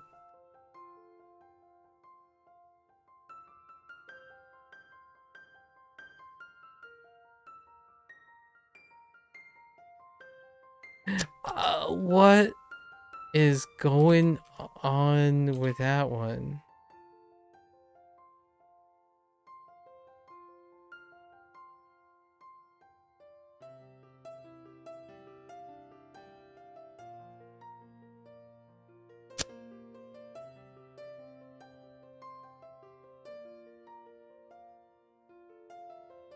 “何谓何谓自由？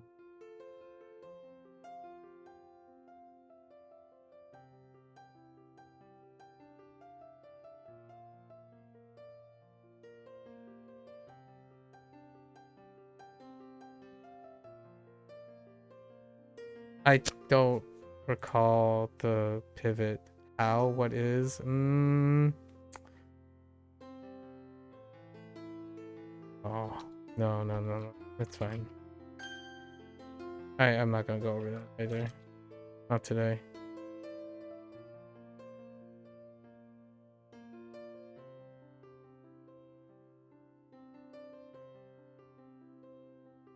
“汉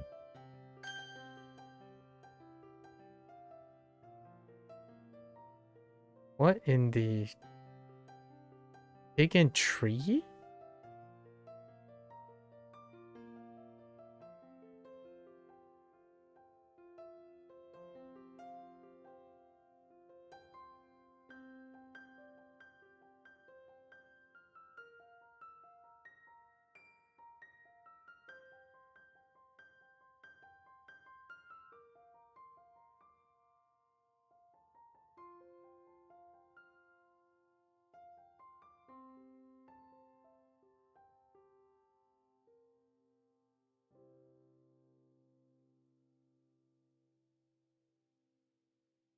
What in the world is Pig and Tree?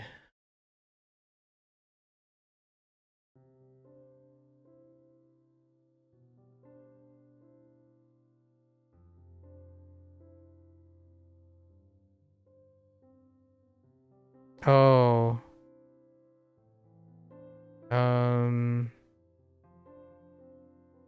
How does that even work? Like,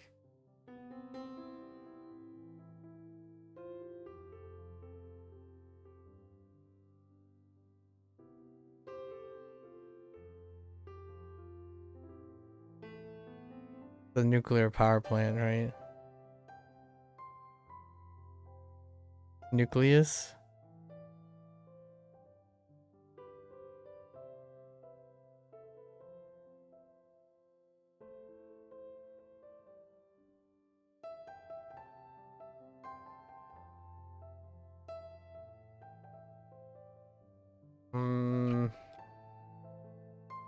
I don't know.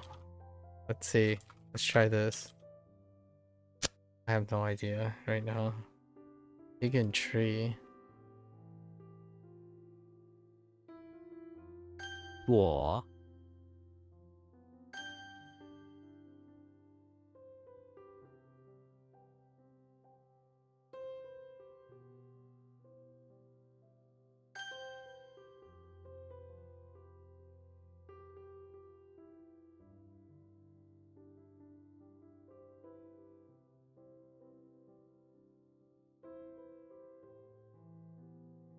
休闲 我们周末会去公园休闲。 Leisure is fine too.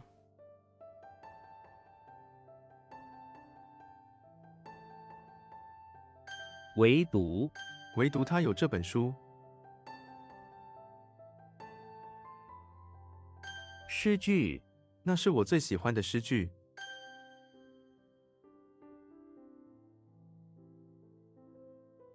加倍 这项任务需要加倍努力。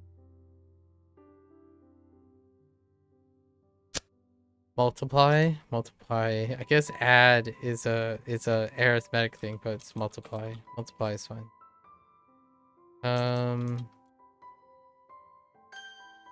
That's fine.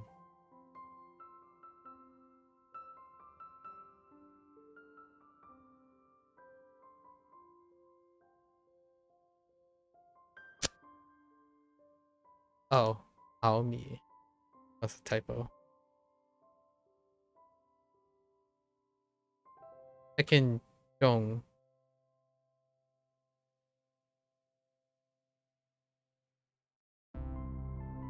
综上所述，综上所述，这个计划需要更多时间。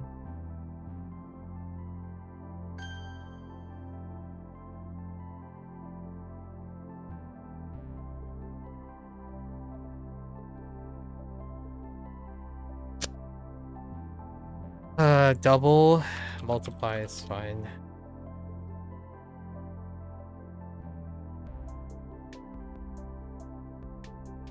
What? Wait. Oh. What?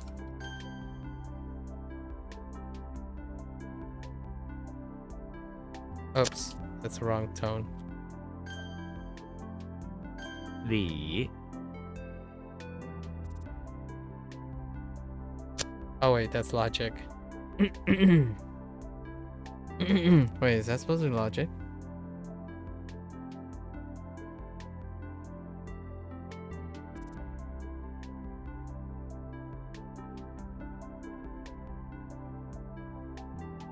,9月9月是学校开学的时候。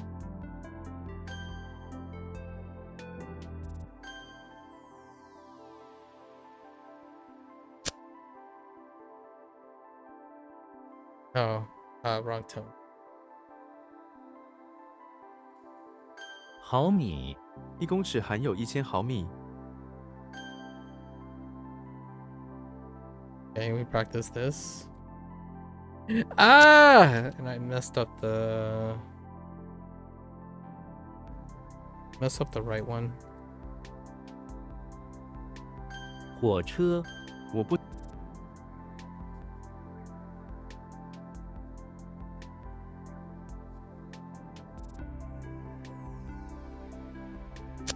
What? Dang it. I thought I was okay with that one. 委员这位委员非常有钱。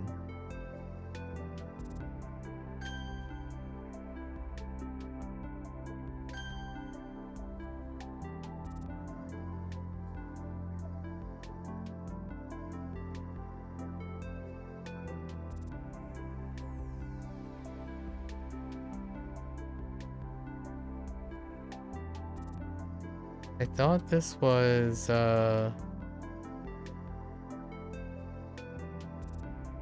致 did I not write that the first time? 倡议这是一个糟糕的倡议。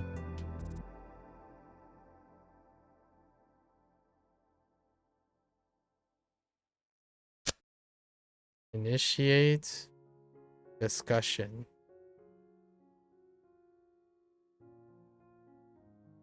Oh, propose? Maybe? That seems okay. YOLO. 线 Okay.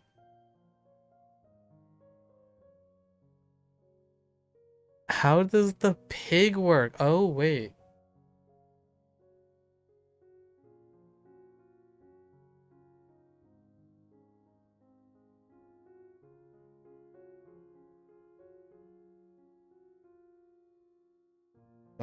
This is definitely one of those.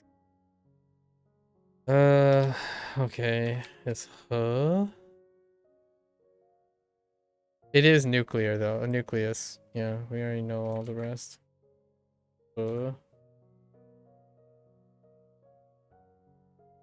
I had a feeling I was gonna either mix Jimmy Neutron or Harry Potter because it requires that you change the pig into something that powers a place.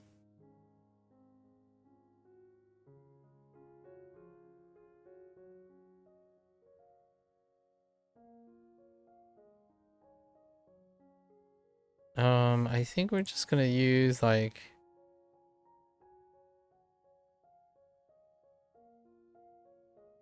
the nucleus is fine. But nucleus would make it sound like Jimmy Neutron. The problem.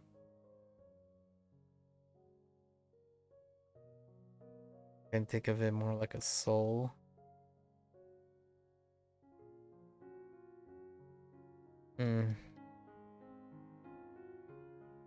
We'll see.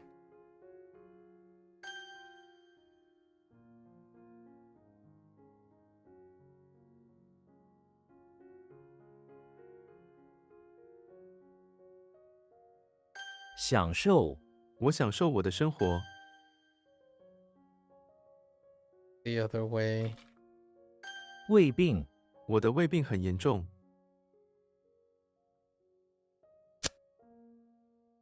Stomach ache and stomach illness.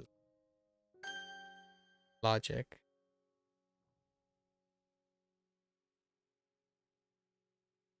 甜食 他爱吃甜食。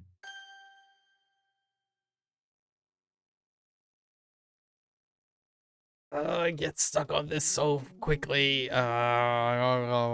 Okay. Yes.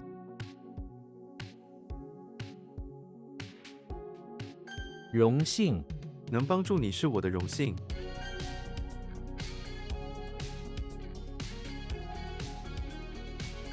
核电站 这座城市有一座核电站。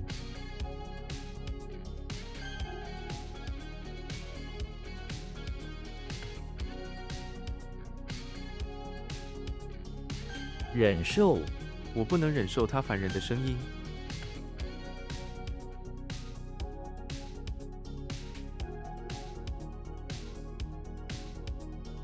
Not like this. Wait, what the heck is that? I'm gonna say YOLO. 冷战 这是一部关于冷战的电影。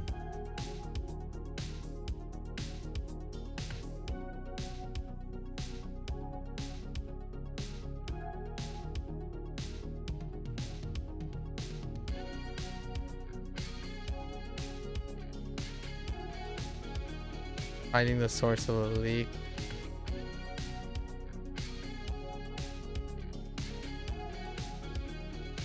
I really thought it was Chen, but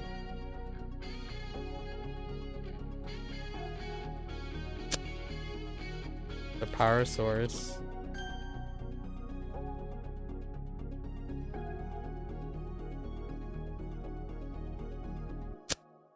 What? Oh, probably Yen.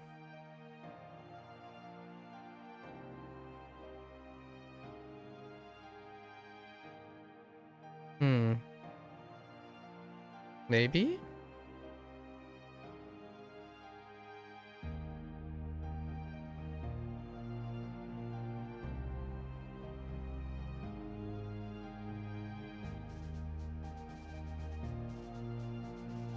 Why am I drawing a blank on cow? Oh no, it's all gone. It's time to wrap it up. It's time to retire.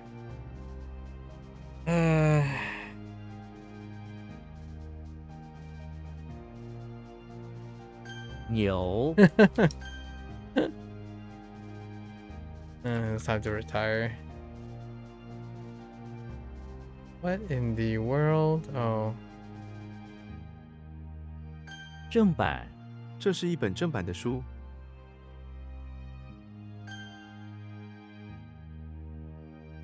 弯曲这条汉很弯曲。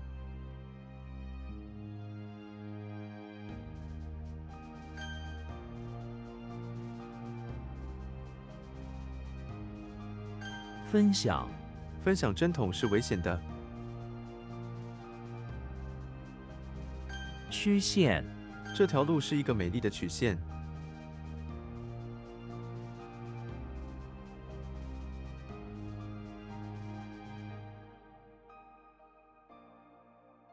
忍不住我太累了，忍不住打哈欠。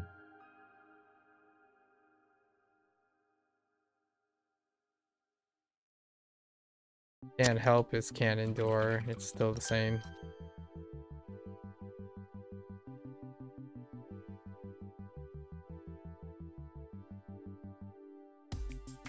电子版这本书有电子版。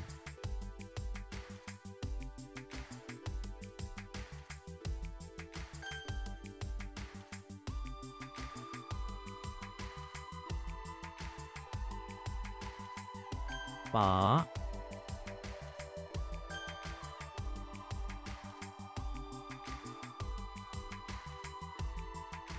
土电源床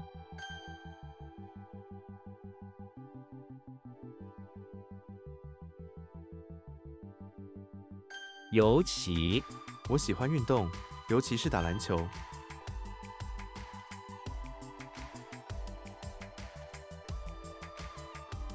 信用卡我可以用信用卡吗？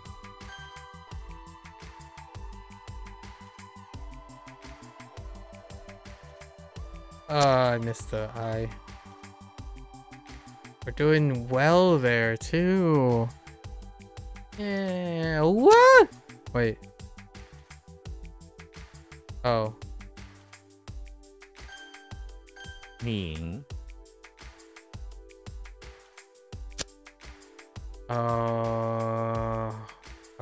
Wait.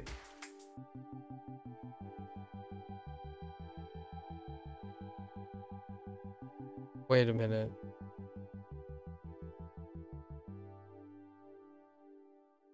Hmm. 出版他的小说今年出版了。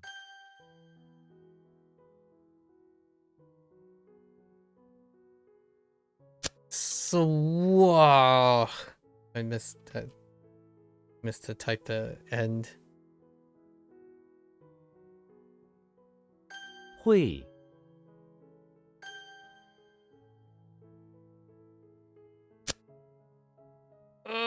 Wait.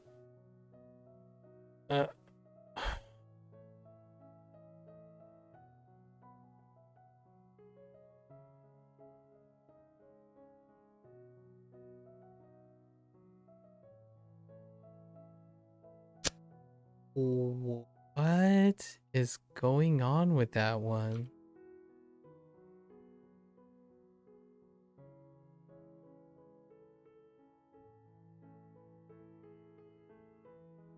《劳动节》 5月1日是劳动节。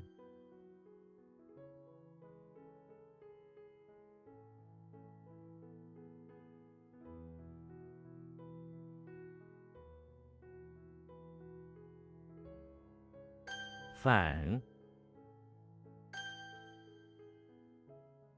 图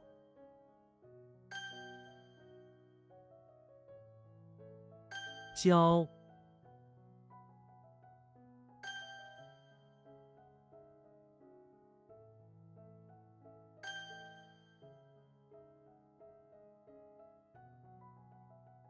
夫人，您夫人好吗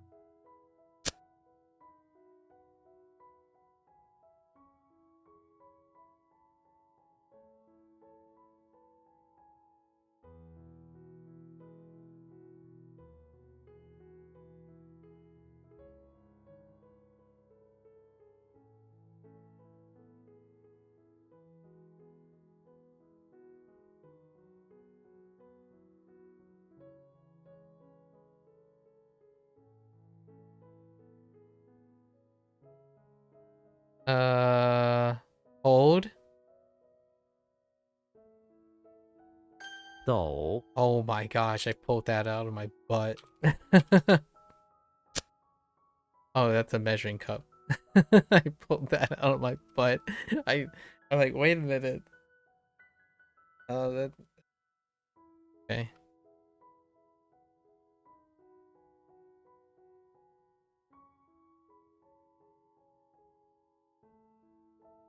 正，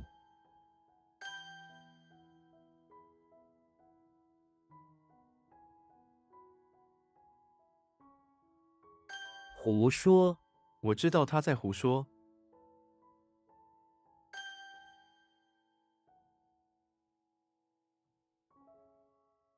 铁定，铁定的事实。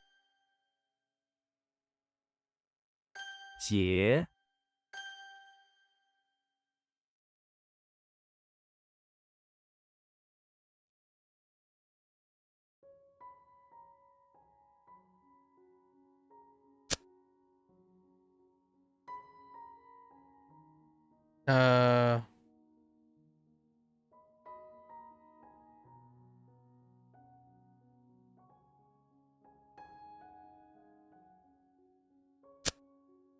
夫人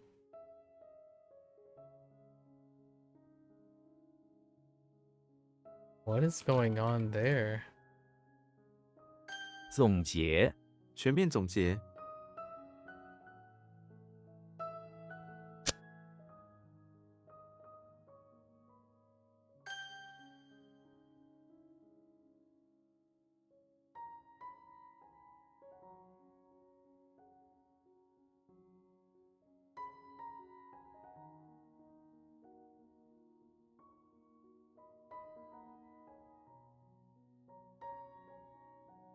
年，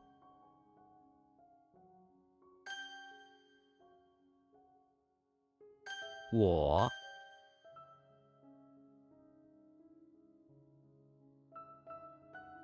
专利，申请专利。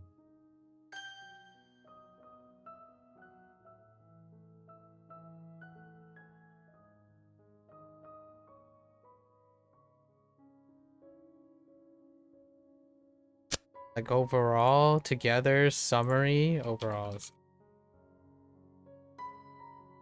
Okay.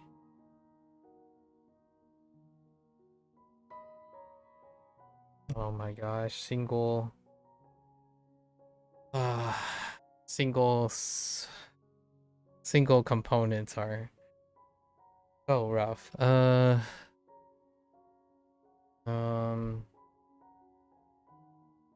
英寸，这个小孩有42英寸高。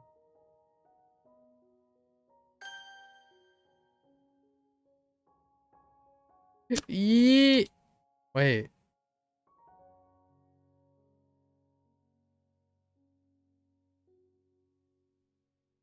Huh.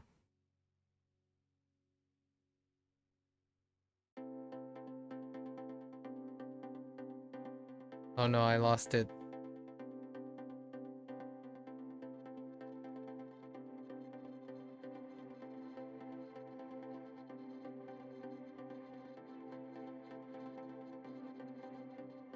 Uh, 恐龙，恐龙的化石依存。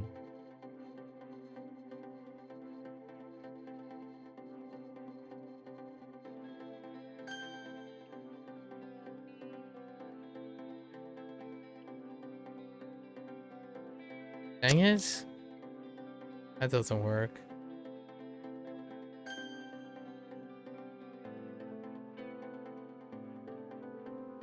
入境，入境时请排队。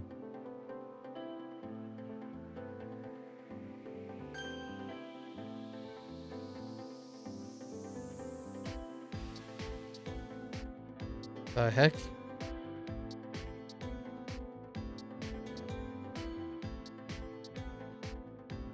It's gone.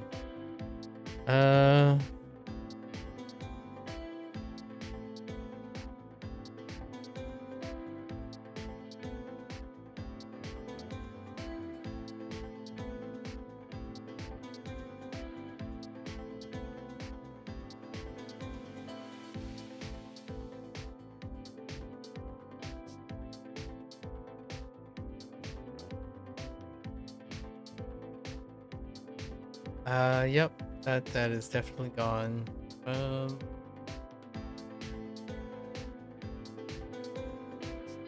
Or maybe not. I don't know. YOLO? Okay, that doesn't work.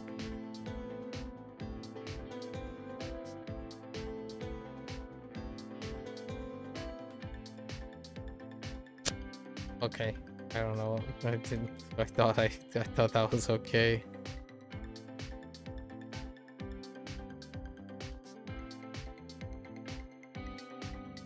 What the heck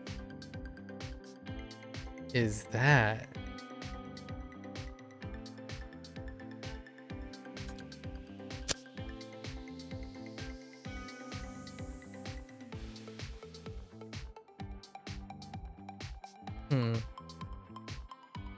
退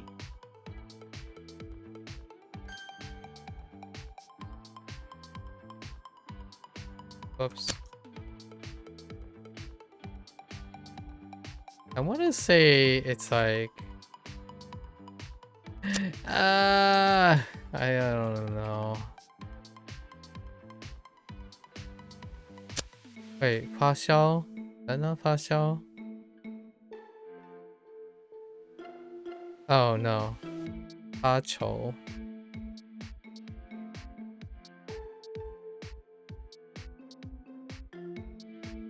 Oh, this is扮演.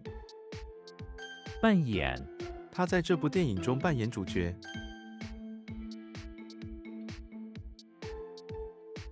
洗刷他正在洗刷窗户。公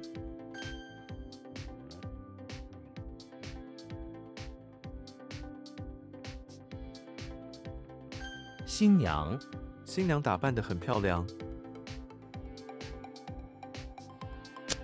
Or fiance, I guess.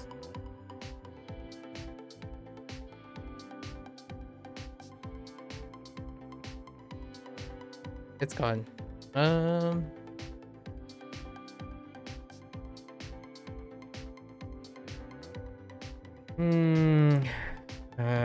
getting too many blanks. Too many like momentary blanks. Today's spotty.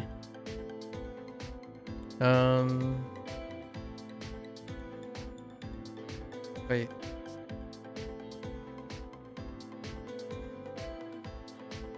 离而是他不是老师，而是学生。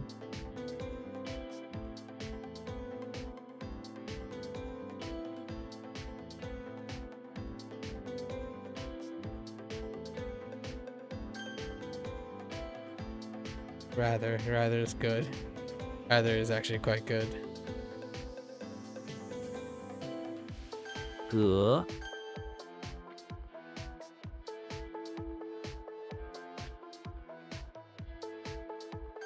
发愁他为工作的事发愁。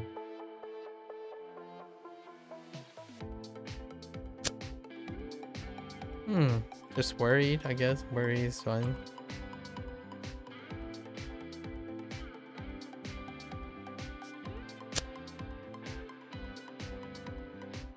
Xinniang? Oh, no, wait. Oh. Huh.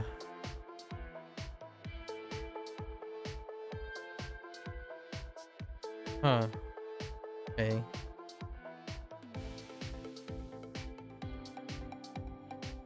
令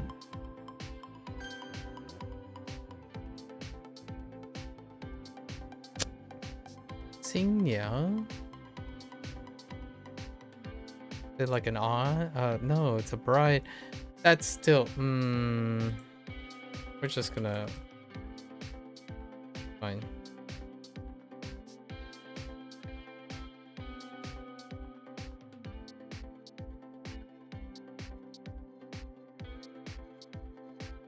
I feel like this is like Muting, no?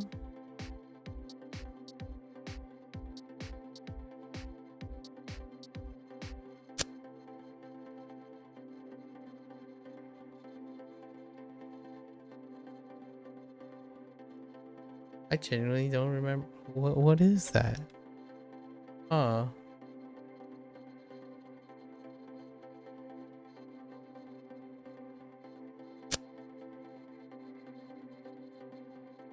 What? Oh yeah, it's like yeah, the turn of phrase. I don't want to. Fine. We're not gonna deal with those. Those are on and off days. Um.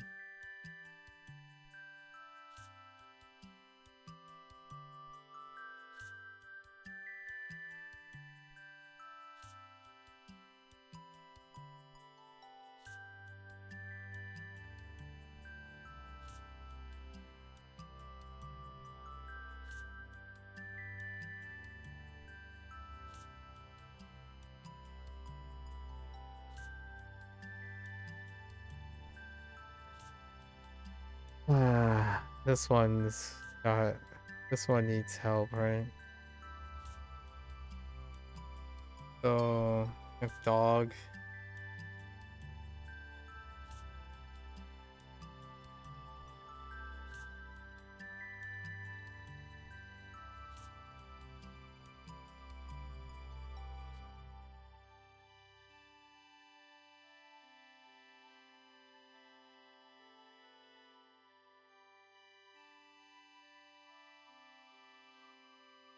Any other day.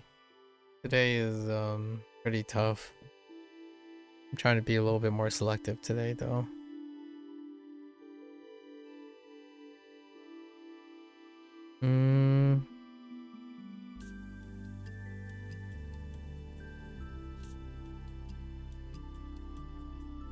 Yeah, I don't know where the dog is going. I thought it was like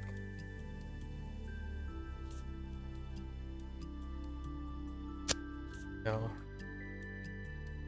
And then it happens again.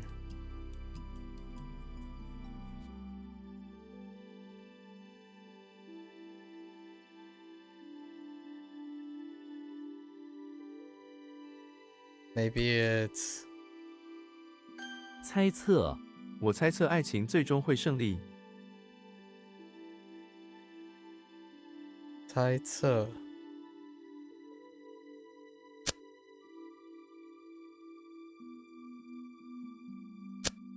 That's BS. 猜测. I think those are probably synonyms. What happened here? I remember this. Cliff, cross, and I.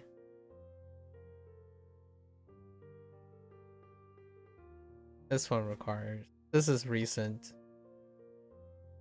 When. Yeah, this was yesterday, I think. This or 2 days ago. This is Cliff. Oh, because of the inscription. I think it's pretty okay.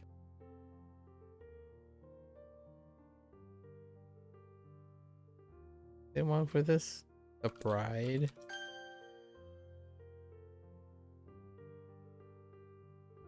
猜想，我猜想他们不会来。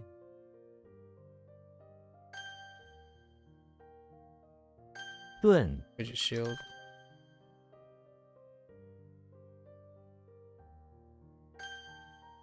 Yeah, guess, conjecture,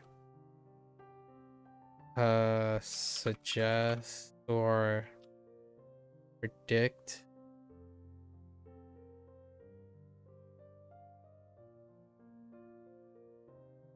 I think predict. Fine.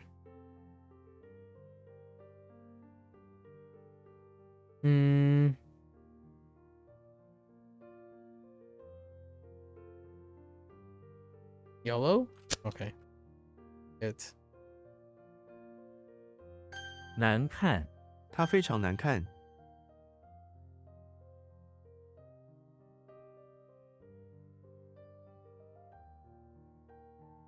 记忆，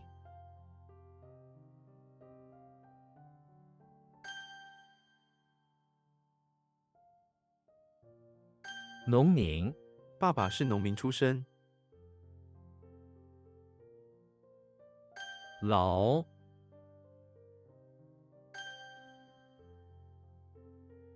毛，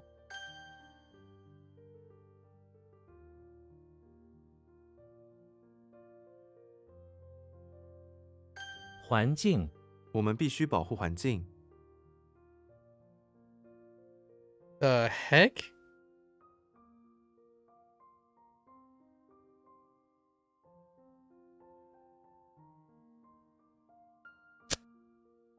What? 画像，父亲的画像。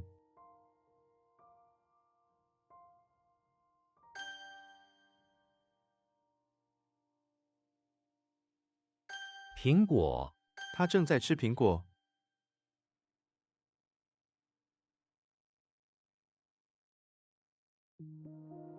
广告，你怎么会相信这种广告？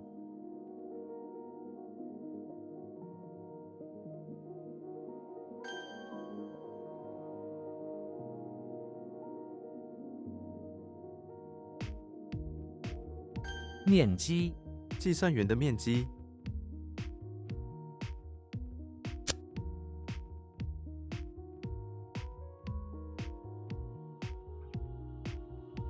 Like area, surface area. What is that? 环境 actually wait.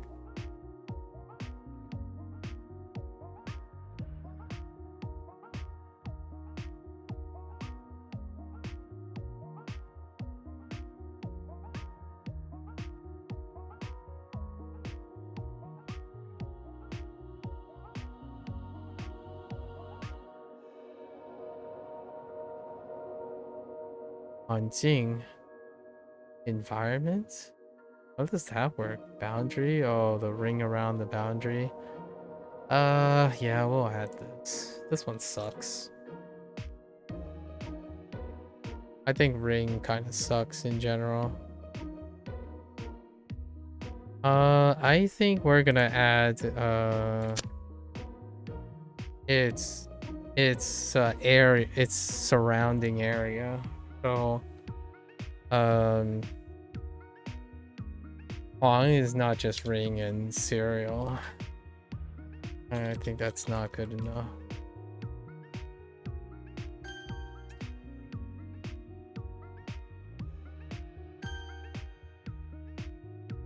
Which coincidentally that means a different thing too, area.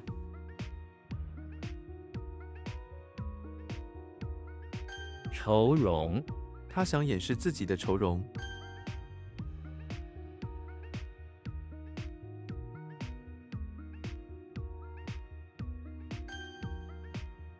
This Huan is around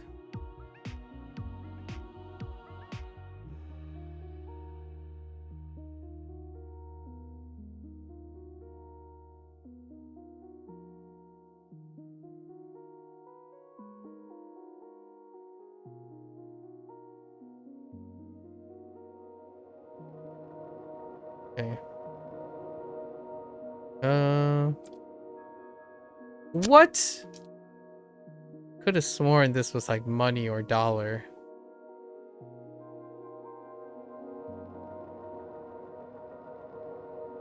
Right? What?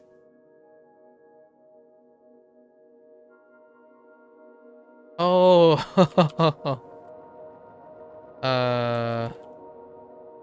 Oh, wait. It's a sow, right?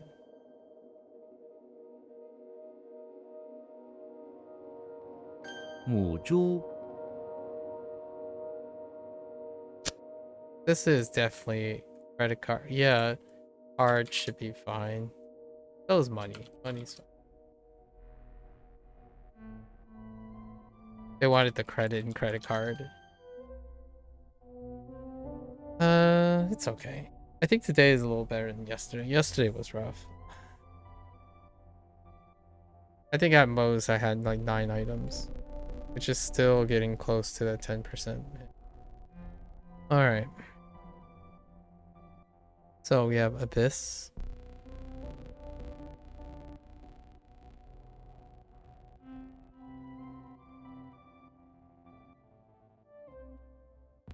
And what the pedestal? Not a pedestal. Okay.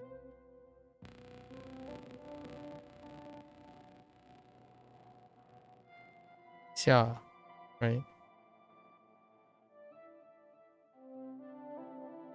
Yeah.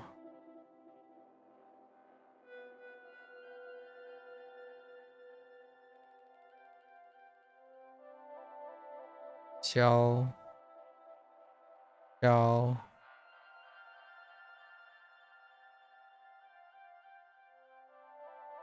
Su. Su.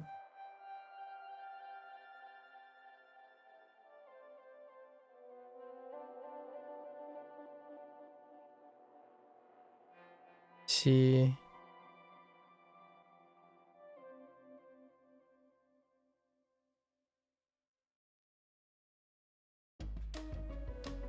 Xiang.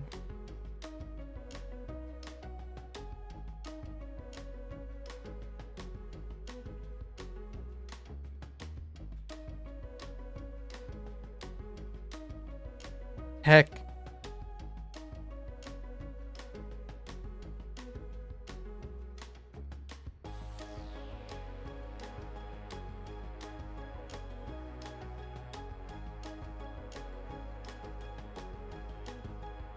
Am I drawing a blank?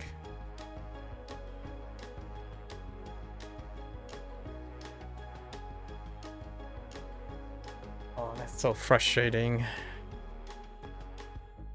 Considering how readily it was available before.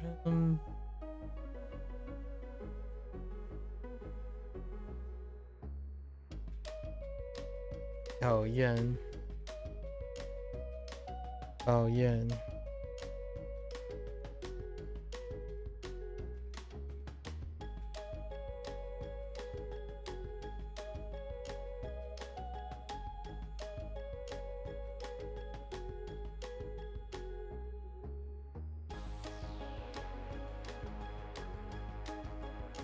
Xinqiang.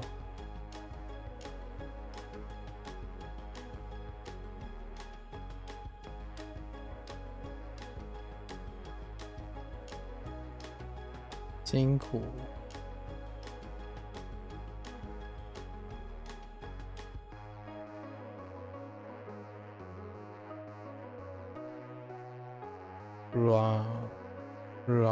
Jian.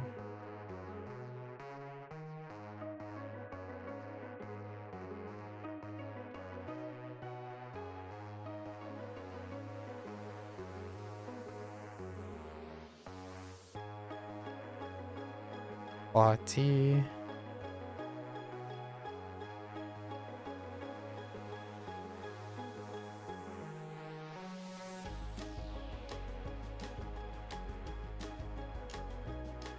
Digu.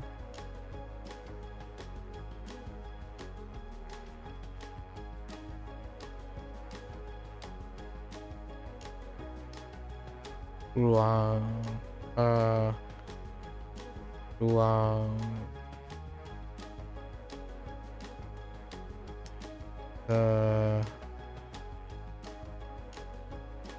I can't see you. It's soft power. Right. I can't see it. Oh, sure. Surely. Okay.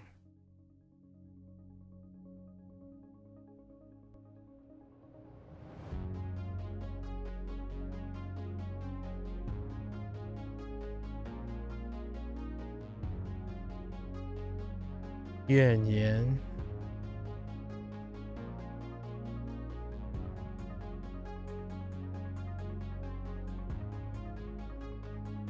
关华。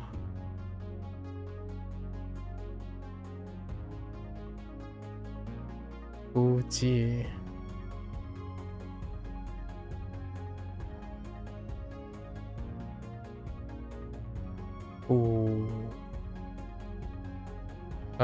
图。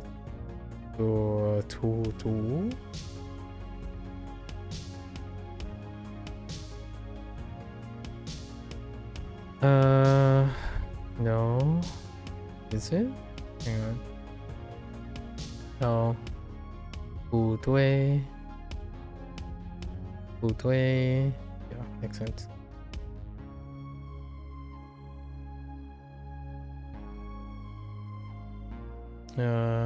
怨气。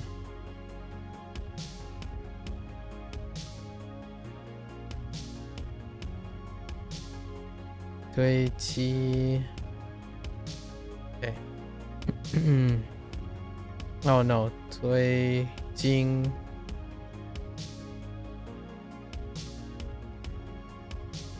No. 堆积。Okay. So we have Xena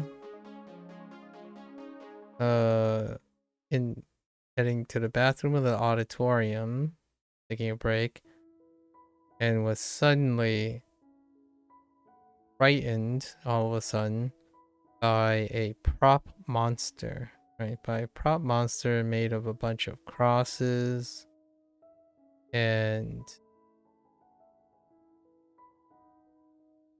a pedestal with a cross and some and a mouth, right?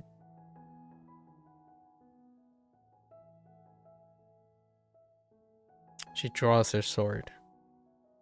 All of a sudden, frightened to a defensive stance. We have Shrek, who's outside of the barn with a very specific barn problem.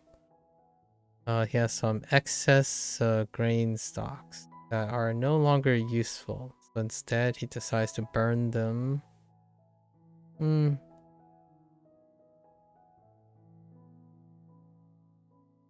them for fuel, I suppose.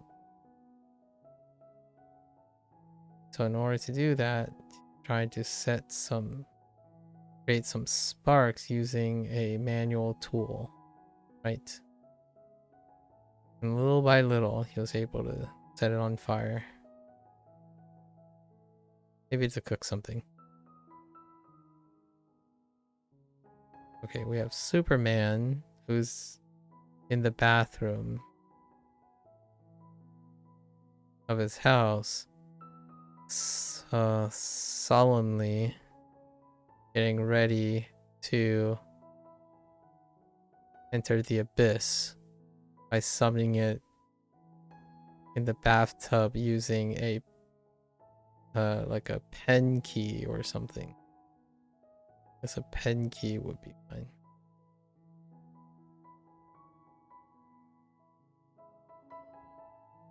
Like an interstellar pen key. Okay, then we have Xena is in front of her house where she sees someone she knows approaching her, dropping blood everywhere from a wound near his heart. She just goes and rushes to get the first aid using what she knows to help him out. Okay. Then we have Shrek, who made his way into the English Manor's bathroom, chilling after raiding the kitchen, right? Raiding the kitchen of leftovers. Carving it up with a saber, fancy saber, some leftover grain stalks. and stashing them, dropping them on a pole for consumption.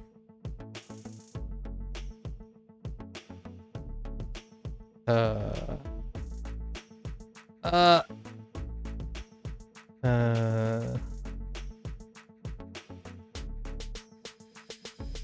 don't know.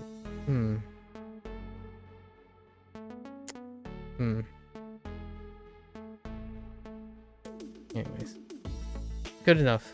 And then the 4, so the worst one is Huan Ting. What does Huan Ting mean? Oh.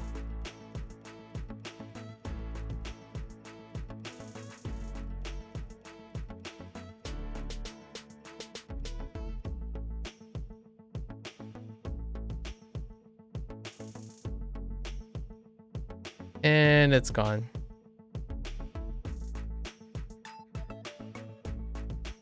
I feel like there was... This is where the cloak thing comes in. So, like... something like that. Then what was Jing?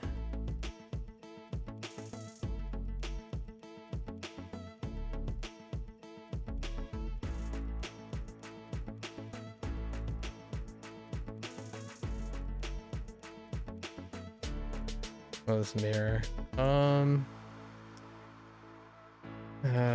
Huan Jing. Oh, I missed the... That's the problem. Oh, no. Oh, it's just the bottom part of it.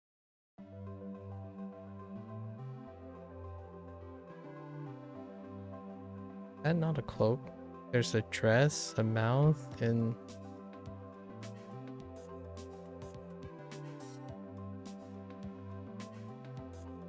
Okay.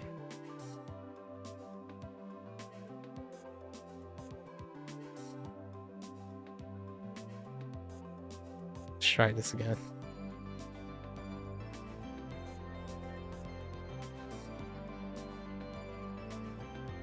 Net. Brown. Mouth.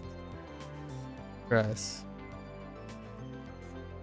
And then...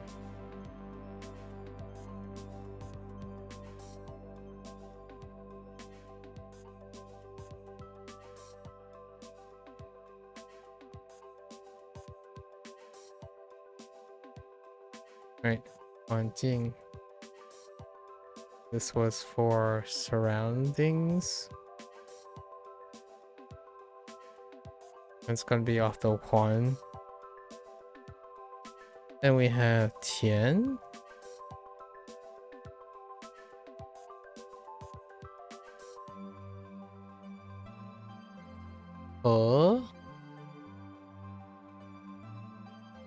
And Wen.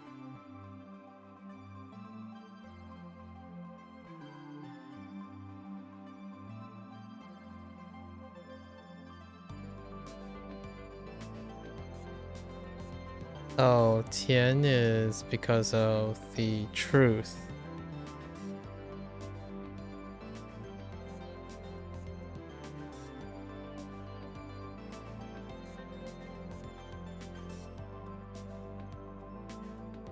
Tian, which is to fill in or fill in. Which he are we talking about? Oh. Was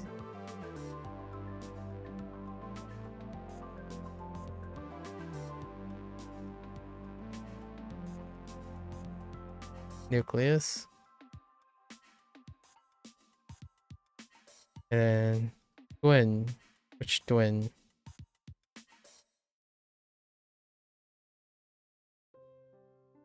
This is momentary.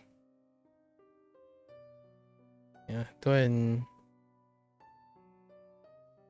Shield. Alright, that's fine. This is pretty good. We're good. Fatigue. Okay. Alright. That's a wrap for HanziHero today. If you're gonna watch this there, 谢谢. As always, feel free to follow along. Look up HanziHero, try it out for yourself, right? Always welcome to banter, talk about things. Maybe Cons had a really excellent opportunity to explain some stuff that I've kind of refined over the years, right? Over the years, I kind of have a much more clear vision of what is important to me. So expressing things that are important to me outside to compare and contrast with the like very trendy stuff is a bit of fresh air. I like that after a couple practices and explaining things. Now I have a fairly good vision of what type of thing that I want to like type and publish for like free or for people who are curious. But that whole habit formation bit today was an excellent practice. It was a good prototype practice on how I'm framing, and I mean, it is intentionally detracting from paying attention to the quality or the perfection of methodology, right?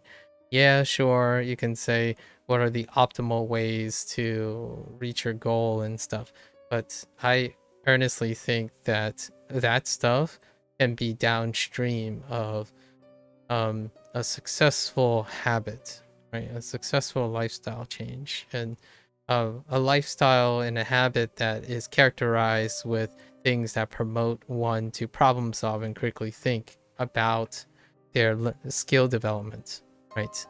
I think far too much emphasis, not that it's not welcome and it's not important, it is important, but I like to throw my hat in the ring to emphasize things that are underrepresented, which is the diminishing and mitigating the hyper focus of ideal situations as the sole catalyst to encourage one to learn and practice and study and retain things. I think constantly pushing forward an all or none agenda, they are agendas in my opinion, because they exclude what works. They only talk about what works as in what's best. And I think that whole what's best type of situation is a symptom of the internet. It's a symptom of privilege and apathy, and maybe a lot of personal arrogance, narcissism, and self-righteousness, right? There's a lot more bigger world culture interactions happening right now, and constantly being purist is, in my opinion, antithesis of intellectual pursuits, personally, right? They have their prerogative. You can continue, you have more than, other intellectuals have more than their rights and privileges and their prerogative to try to preserve dogma, which is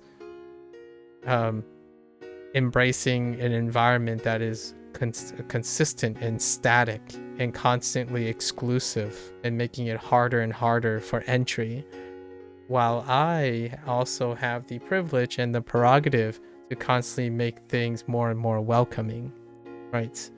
I think dogmatic thought is very wonderful. It's great to be aware of it. However, it, in my opinion, flies at the face of intellectual enrichment and pursuit.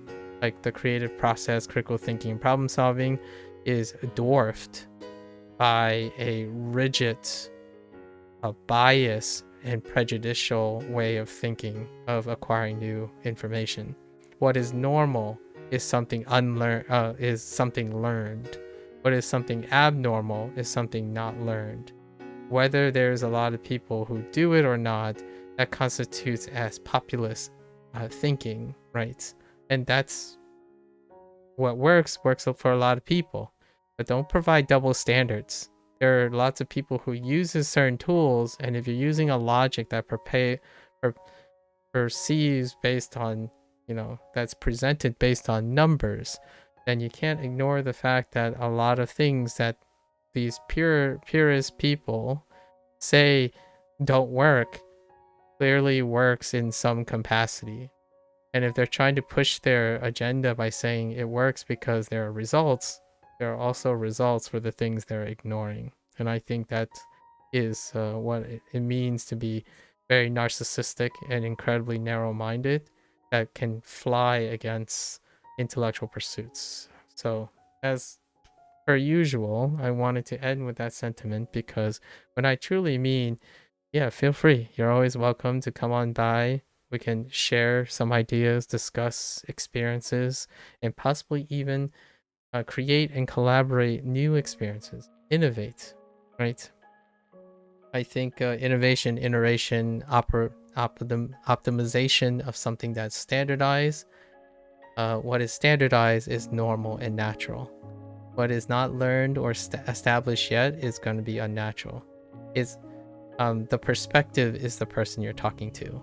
So when you're telling a learner that the natural way is to learn to learn something that they haven't, to learn something new, that is, in my opinion, an emotional and a psychological contradiction. You can choose to believe it's normal, and that might be sufficient. Placebo effects are very strong. So if you believe that a native speaker is the only source of way to utilize the native language that you're trying to learn, the target language that you're trying to learn, then so be it. But that also means it limits the possibility of whether other ways would work, and ways that deal with the amalgamation or the integration of other techniques. And for myself, I find that intellectually disinteresting, apathetic, and personally a bit arrogant. So much like giving those people their mutual spaces, I'm not here to ridicule any one person or attack their character. I believe that whatever they do will definitely present and reach their goals. They will most definitely reach their goals. But their goals are not one in the same as my goals. So that's where I found it very refreshing to talk to Gustav today, which is a new stranger, right? New stranger. Maybe we'll be less strangers in the future. I got to share also, our interests, anime mixed with a bunch of science fiction. That's the wonderful interactions to people who don't have closed minds, right? I'm gonna go tonight and watch and dabble in some of the stuff that Gustav is interested in, because I'm not here to dogmatically push my own agenda, right? When someone says you can only learn real Japanese from real people, well, I'm not real Japanese. So if you want to apply logic, I can certainly sit here and apply logic. But most of the time, those individuals apply logic with double standards. They don't go both ways. They either negate all the counter arguments that are actual evidence and factual things, like lots of people use SRS, for example, and then decide to ignore them and trivialize them in order to push their own prejudices. I think that happens far more when it comes to having a new person wanting to start their language learning journey, and the first thing that comes out of your mouth is, oh, you should do this, this, and this, because if you don't, you'll regret it. If you do on any of these popular things and other things like that, you'll screw yourself. It will not only hinder you or make you a terrible Japanese speaker. That's kind of how I find those individuals. Now, let's not use, I like to believe those are the bad actors, those individuals who are very passionate, right? But not for quite the beginner. I think the thing that I find very refreshing in this opportunity was I was able to say a bunch of things, and make it, at least I hope, I didn't make it sound intimidating. And so there was a little balance between, yeah, the answer is in with you. At the same time, here are all these options, but don't be overwhelmed. Try not to be overwhelmed with the options. Pick and choose. The underlying idea is that with your exploration and discovery, one of the fundamentals is to develop a routine that feels like you're leaning and transitioning into a new lifestyle, a lifestyle that incorporates a life skill that you're willing to invest in. A hobby is the beginning nature. It's a more casual nature approach of integrating a new lifestyle choice. The hobby that many people who struggle with habit formation is referring to are those that they pick up for like a month and drop it, right? And we don't want to talk about those situations, especially when it comes to language learning. You want your target language to be part of your lifestyle cycle for the rest of your life.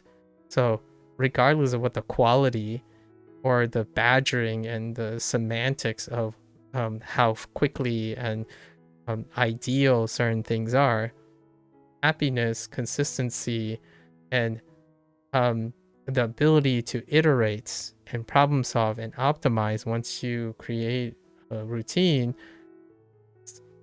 speaks for itself. Getting ideas from other people, certainly. Being gaslit by other people that you're doing it wrong, I like to think that I am a counterforce to something like that. So yeah, feel free, stop on by. If there's anything I try to do my best when it comes to being online and doing language learning, is that people walk away feeling encouraged that they are competent, filled with potential, less of anxiety about calculating every one of their moves on how to enjoy the language that they seem to have interest in. And honestly, tonight I'm definitely gonna find out if Star Trek is in Japanese, if they dubbed over Star Trek in Japanese, because if they did, I don't mind listening to reruns of all the Star Trek Japanese episodes, right? And there you have it. So for now, for those who are only interested in HanziHero and traditional Chinese, I suppose, 大家下次见, right? 感谢观看. See you guys later, and thanks for watching. I'm gonna get up, stretch, and I'm gonna go into my last segment for the day, which is to kind of follow up all the leftover ends in Wakotabi. Right. Thank you.